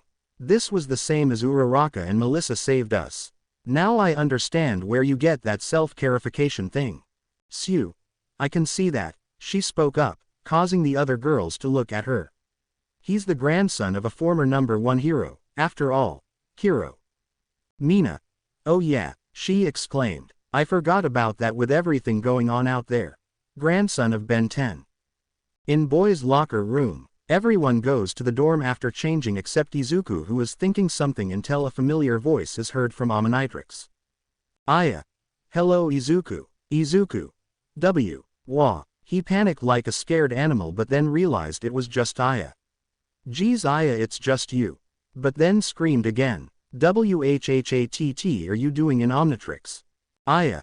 Oh, camping with aliens for fun. She said sarcastically, making him sweat drop. You do realize I was the one who helped to make the device on your wrist, so I must have access to Omnitrix too. Izuku. That explains why you are here. Aya. I meant to ask you why you lied to Aizawa. Izuku. What do you mean? He asked confusedly. Aya. Oh, dear Izuku, we both are aware of Atomix's capabilities. You also lied about Atomix's drawback. You also held back with aliens. So why do you hold back? She questioned. She had always been curious about human emotions. Izuku, somewhat surprised by Aya's inquiry, took a moment to gather his thoughts. Izuku. I held back because I didn't want to make others feel inferior, he explained, wearing a sincere expression on his face. Quirks are an integral part of who we are as individuals. Displaying my full potential might intimidate others and make them question their abilities. I don't want anyone to feel inferior or discouraged because of me. Aya. But Izuku, she began, as an aspiring hero, isn't it crucial to showcase your full potential to inspire and let others? Izuku smiled warmly, his humility shining through. Izuku. That is correct, Aya. But, in my opinion, true strength is found not in making others feel small, but in lifting them and assisting them in growing stronger. I don't want my classmates to regard me as an impossibly high standard. I want to motivate them to achieve their full potential without feeling inferior. The amount of detail of Izuku's response word Aya's AI algorithms. She pondered the significance of his words, realizing the depth of his character. She felt a newfound admiration for the young hero in training at that moment. Unknown to them, Jiro was listening to their conversation and also had the same thoughts as Aya. In Ua Height Alliance Class -1A. As soon as Izuku walked through the door, a sudden hush fell upon the room. His classmates exchanged curious glances, their eyes brimming with questions they were desperate to ask. Izuku could feel the weight of their intrigued stares, but he simply smiled and took his seat on the couch. Breaking the silence, Kaminari spoke up. Denki. Why didn't you tell us earlier you were the grandson of the legendary hero, Ben 10 Bro? Tetsu. Is it true, Tennyson? Please, tell us you were not messing with us. The rest of the class erupted in a chorus of agreement, their eyes shining with anticipation. Somehow, Izuku had become the center of a storm of questions, bombarding him from all directions. He took a deep breath and looked around at his friends, their unwavering support evident in their expressions. Izuku. I'm indeed related to Ben 10, but there were valid reasons I kept it secret. For security purposes, he finally said, his voice calm yet filled with a hint of mystery. The class fell into stunned silence, their eyes wide with anticipation. Eager to hear Izuku's explanation, they were prepared for a story beyond their wildest imaginations. Izuku. You see, he began, Ben 10 is not just a legendary hero, he's also a prime target for villains across the world. There are enemies out there who would stop at nothing to use his loved ones against him. Mineta. But, Tennyson, aren't we in danger now that you've revealed it? He said, cowardly, getting stares from all his classmates. Izuku. That is why I must explain. Keeping my identity hidden was a precaution not only for myself but also for all of you. Knowing about my connection to Ben 10 could have made us all targets. Realizing the seriousness of the situation, the class went into deep thought. They hadn't fully realized the risks of being related to such a well-known hero. Tenya. But Tennyson, we're your friends, your classmates. We would have helped you. Shoto. I agree with Iida. We're your classmates, your friends. We can handle the truth, can't we? Izuku smiled warmly, appreciating their concern. Izuku. I know you can, and that's why I'm telling you now. Trust is an essential aspect of friendship, and I want you all to know that I trust you with this secret. So I hope you keep this secret. The rest of Class 1A nodded in agreement, their expressions one of understanding and support. Izuku, in return, why'd I make a special dinner for all of you? He asked excitedly. The class cheers joyfully. In the end, Izuku's decision to conceal his ancestry served as a lesson, teaching them all the value of discretion and sacrifice. They discovered that being a hero entailed making difficult decisions and sometimes keeping secrets for the greater good. In the kitchen, with a deep breath, Izuku activated the Omnitrix, and within moments, a flash of light filled the room. When it faded, there stood Izuku Midoriya, but not quite as they knew him. He had turned into Ditto. Excitement surged through him as he skillfully slithered through the kitchen, his unique form allowing him to move swiftly and effortlessly. Dining room. As the rest of Class 1A settled in the dining room, they marveled at the beautifully set table before them. Plates of delicious food, prepared by Izuku, were arranged with care.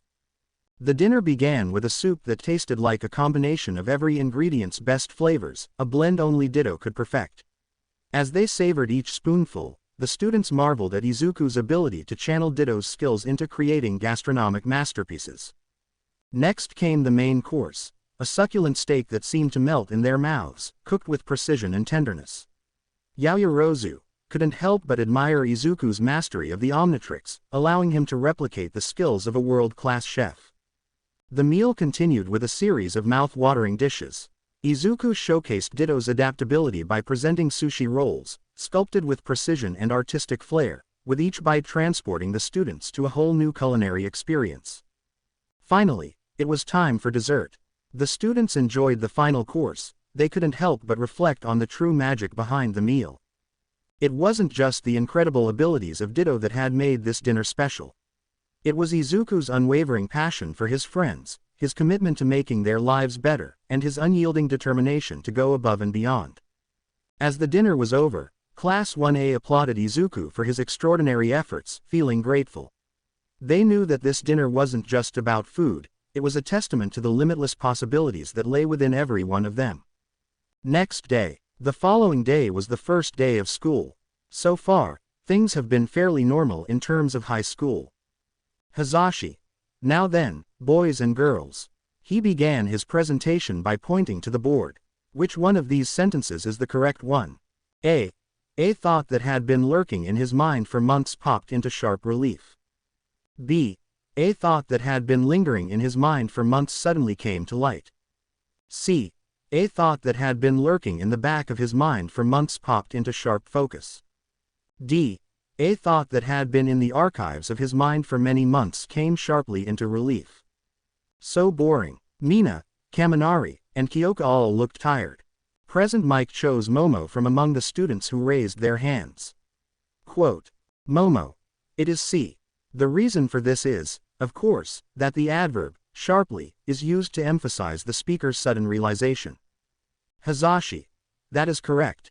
Lunchtime. Uraraka, Melissa, Izuku, Hiroshima, and Mina all sat together for lunch. Lunch Rush visited each table, greeting the new students and asking how the food was.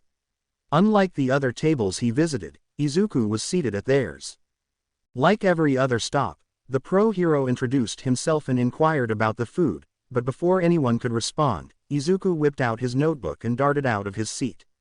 He seemed to start asking the hero 100 questions about his quirk and the work he did. It was both endearing and embarrassing, as half of the cafeteria was staring at their table at the time. Lunch Rush eventually got away from Izuku, but not before signing his autograph. The student took a seat again, his excitement still making him tremble a little. Grinning from ear to ear, he was fixated on the new autograph he had acquired.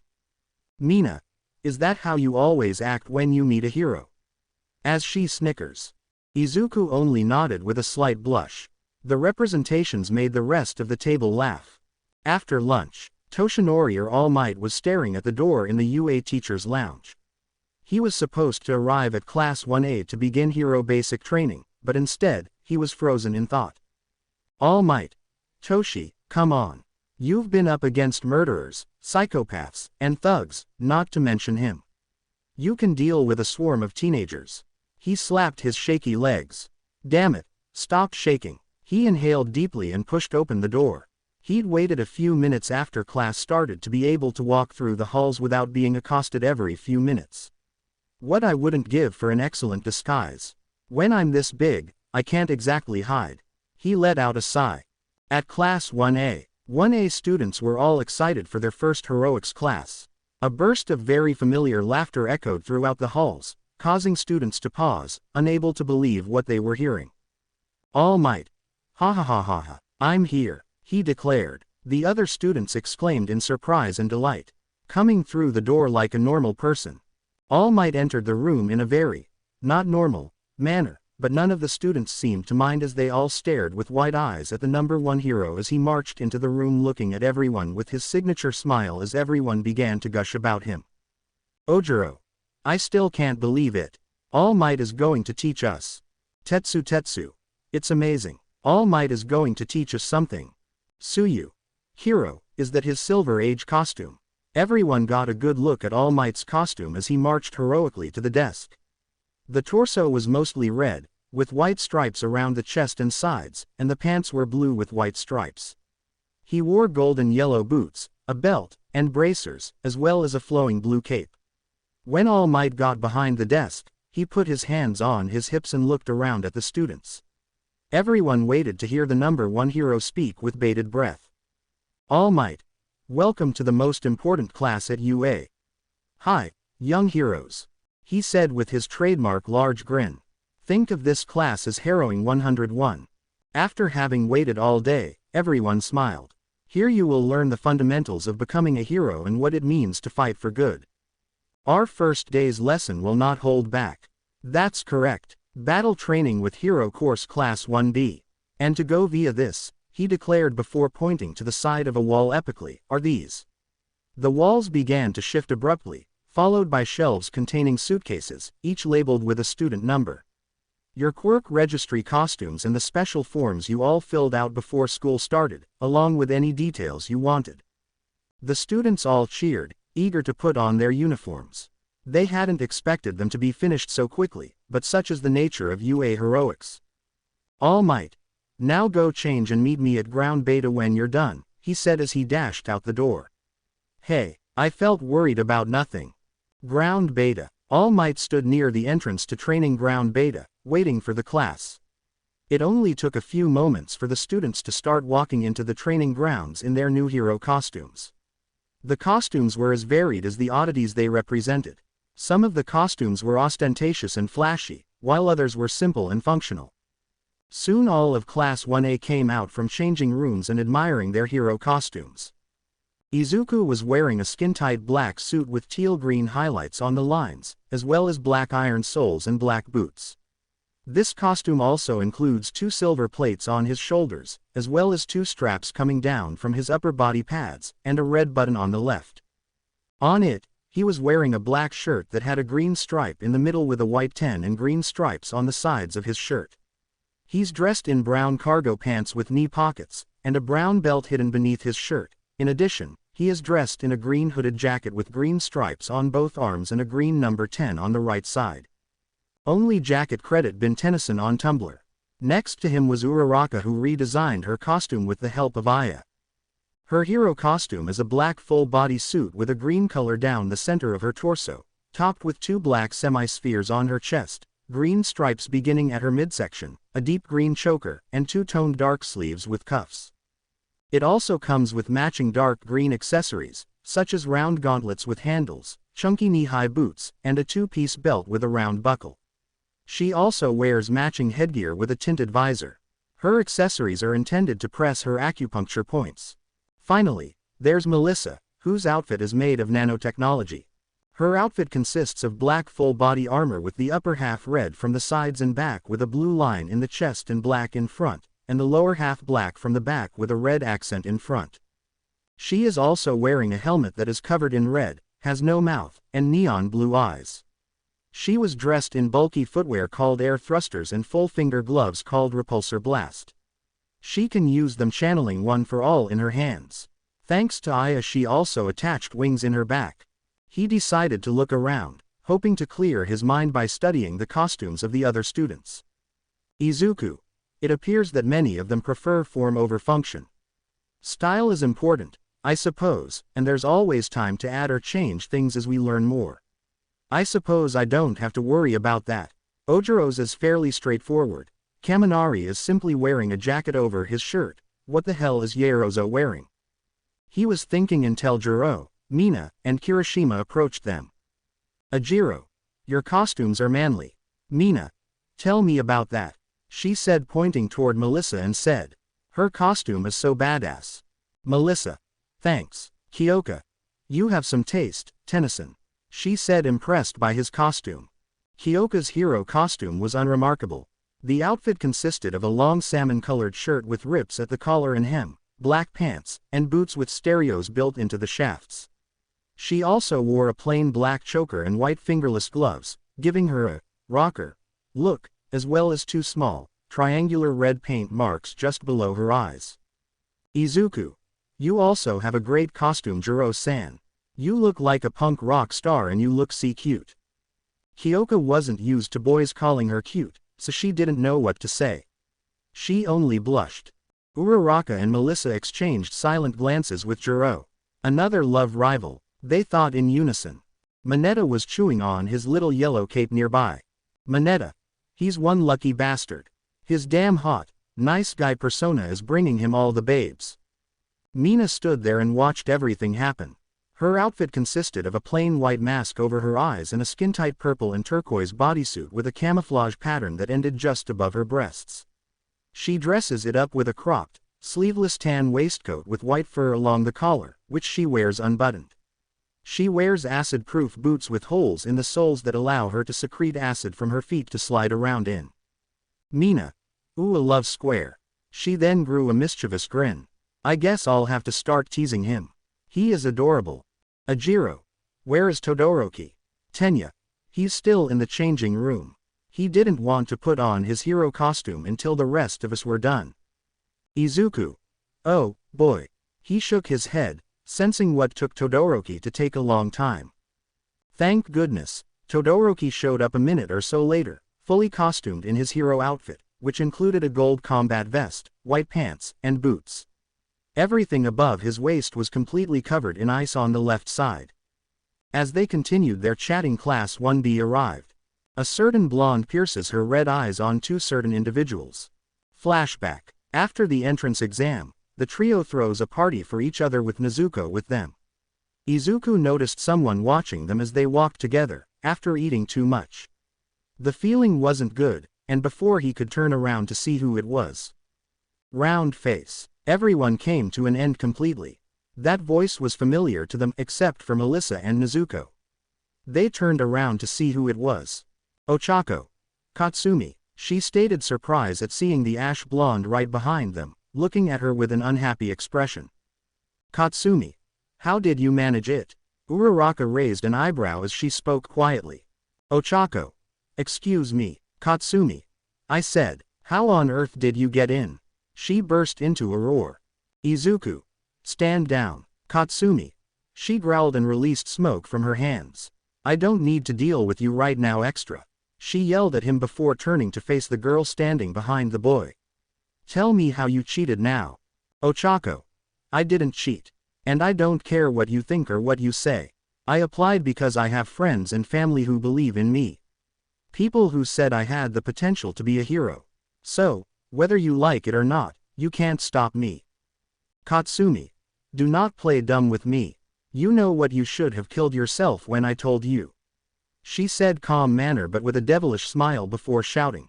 Now tell me how you cheated before. Before she could finish her sentence she was met with a strong punch on her cheeks which sent her into a nearby alley. This was, unsurprisingly, Izuku, who was growling furiously. Izuku. Ocha, take Nezuko and Melissa and wait for me in the car. He said in serious tone. Ochako. Where are you going? She said, trembling because she never saw Izuku in anger. Izuku. I have some business to do. As he said, he goes to the same alleyway in which he punched Katsumi. Bakugo sat back up, her right eye closed and a death glare directed at the white-haired boy with his left. Katsumi, why you? Again she was interrupted with a violent kick on the same spot. Izuku then grabs her throat and punches her in the gut, knocking the air out of her. As Bakugo staggered, clutching her side in disbelief, Izuku stepped forward, his voice cold and filled with anger. Izuku. Here is a word of advice, never stand her way. He said, activating his quirk, making her shiver. Or else I'll rip your hands off. He said in a threatening tone. #yandere dense Izuku. Flashback end. Katsumi. I am gonna ruin that bastard. This is the infamous Class 1A. Pathetic. He exclaimed, his voice dripping with disdain. You possess no true originality and no creativity. It's almost pitiful. This was Nito Monoma, known for his piercingly and acerbic tongue, couldn't hide his smug expression as he surveyed the arena, certain that Class 1B was far superior to Class 1A. Which only angered them. Before they do something, All Might interrupts them. All Might. They say that clothes make the pro, young ladies and gentlemen, he declared, and look at you. The man paused to survey his students. Take this to heart. You are all heroes in training from now on. Izuku's heart was brimming with pride. He was a future hero. He was carrying it out. All Might. It's time to get going now that everyone has arrived, newbies. Tenya. Sensei, this is the same site we used for our entrance exams, he said, raising his hand. Will we be performing cityscape tricks once more? All Might. Consider this. Covert underground hideouts, home invasions, and backroom transactions. Criminals with true intelligence remain concealed in the shadows. You will engage in 2-on-2 indoor combat as part of this training exercise where you will be divided into teams of heroes and villains. It's time to demonstrate your abilities, but keep in mind that this time you can't just punch a robot. Now you're working with real people. Momo. What makes a victory happen? Katsumi. Is it still possible to blast them until they die? She growled. Suyu. Will expulsion serve as the punishment, as it did for Aizawa-sensei Kiro? She questioned tensely. Tenya. How are we going to part ways? He is the only one to raise his hand in question, asked. Isn't my cape amazing? Aoyama from Class 1B was flashing his cape and wasn't even bothering to ask about the trial. All Might. One question at a time, please. All Might yelled, a little overwhelmed. Seeing the students quickly settle down, he continued. Anyway, by order of the questions I heard. I'll explain. No, we'll get there in a minute, and yes, but be careful about that cape. If it gets caught on something, you'll be in trouble. Now, allow me to explain today's task. With that, he took out a small booklet and began to read from it. Izuku. A script. All Might. The problem is that, somewhere in their hideout, the villains have hidden a nuclear weapon. It must be destroyed by the heroes, who must enter. To prevail, the heroes will have a finite amount of time to either apprehend the villains or obtain the weapon. All that's required for security is the ability to touch it for more than 3 seconds. Either the villains seize the weapon until the allotted time runs out, or they seize the heroes. He then took out a box with a hole in the top, presenting it to the students. Your teammates will be chosen by lots. This is a battle between Class 1A vs 1B. Tenya. Is it the most successful method? Izuku. It makes a great deal of sense. We may occasionally have to team up in the field with heroes that we may not know anything about. In an emergency, anything can happen, and heroes from various agencies frequently team up. Tenya. I see. Very well done, Tennyson. Please pardon my intrusiveness. Iida bowed to All Might. He dismissed him with a shrug. All Might. No problem. Let's get started. He nodded to Iida and clicked the device in his left hand.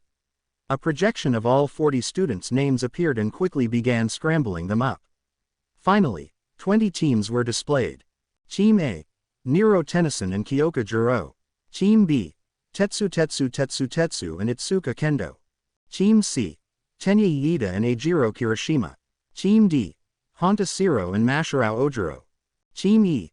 Shoto Todoroki and Koji Koda. Team F. Momo Yaoyorozu and Mina Ishido. Team G. Denki Kaminari and Minoru Mineta. Team H. Toru Hagakuri and Melissa Shield. Team I. Suyu Asui and Ochako Uraraka. Team J. Mezzo Shoji and Fumikage Tokiyami. Team K. Kojiro Bondo and Togaru Kamakiri. Team L. Shihai Kuwaro and Juzo Honanuki. Team M. Rikido Sato and Jirota Shishida. Team N. Sen Kaibara and Yosetsu Awase. Team O. Nito Monoma and Katsumi Bakugo. Team P. Kosei Saburaba and Hiryu Rin. Team Q. Abara Shiozaki and Yuga Aoyama. Team R. Narengeki Shota and Reiko Yanagi. Team S. Yui Kodai and Setsuna Tokage. Team T. Kanoko Komori and Pony Tsunotori. Jiro made her way over to Izuku, widening his eyes. Neither of them looked at the other. All Might. Now for the matchups. Villains vs. Heroes. As he pressed another device button. Match 1. Team A. Nero Tennyson and Kyoka Jiro vs. Team O. Nito Monoma and Katsumi Bakugo. Match 2. Team B. Tetsu and Itsuka Kendo vs. Team N. Sen Kaibara and Yosetsu Awase. Match 3. Team T. Kanoko Komori and Pony Tsunotori vs. Team H. Toru Hagakuri and Melissa Shield. Match 4. Team G. Denki Kaminari and Minoru Mineta vs. Team Q. Abara Shiozaki and Yuga Aoyama. Match 5. Team F. Momo Yaoyorozu and Mina Ishido vs. Team K. Kojiro Bondo and Togaru Kamakiri. Match 6. Team P. Kosei Saburaba and Hiryu Rin vs. Team D. Honta Siro and Masharao Ojiro. Match 7. Team I. Suyu Asui and Ochako Uraraka vs. Team M. Rikido Sato and Jirota Shishida. Match 8. Team R. Narengeki Shota and Reiko Yanagi vs Team C. Tenya Iida and Eijiro Kirishima. Match 9. Team E. Shoto Todoroki and Koji Koda vs Team S. Yui Kodai and Setsuna Tokage. Match 10. Team J. Mezzo Shoji and Fumikage Tokiyami vs Team L. Shihai Kuwaro and Juzo Honanuki. All Might. The first match sets Team A as heroes against Team L as villains. While both teams remain here, I'd like everyone else to proceed to the control room. That way, you'll be able to observe and comment on everything. The students replied, "Hi," and left for the control room, while All Might summoned both teams to the building where the exercise would take place. All Might, young Bakugo and young Monoma, will be the first to enter to prepare the bomb. If you need it, the UA robots will help you move and place it quickly. Both teams will have a 10-minute grace period to plan and prepare as needed. The 15-minute timer will begin counting down as soon as the heroes are allowed to enter, so don't put it off. He smiled, his fists on his hips. Most importantly, keep in mind that this is to give you all practical experience, so don't hold back. The villains should try to adopt a villainous mindset and act the part. You cannot have any reservations and must give it your all. However, keep in mind that this is just practice, so don't go too far. I will only intervene if I believe it is necessary. It is over if I declare the exercise over at any point for any reason. Is that understood? Also, keep in mind that the supplied capture tape can only be used once. Because you only get one per team, use it wisely. All Might took 4 pieces of paper and 4 small earplugs from a small pocket that didn't seem to exist and handed one to each of the 4 students. All Might. This is the building's layout. Make an effort to remember it. These communicators can be used to communicate with one another. You may now enter the building, Team C. When the test begins, I will notify both teams. Now, go. Before leaving, All Might waited until Bakugo and Monoma entered the building. Inside the building, Nito. So, this is it. The nuclear weapon was tapped by his hand. Papier-mâché. That makes perfect sense. So, what's the plan? Katsumi. You protect the bomb. I am going for the white-haired bastard. Nito. But aren't we supposed to show them Class 1B as super? Katsumi. I don't F***ckING care. She snarled. I'm going to show that damn nerd that he ain't better than me. To be continued. I hope you guys enjoyed this video and make sure to like and subscribe to the channel. Now we will see you in the next video.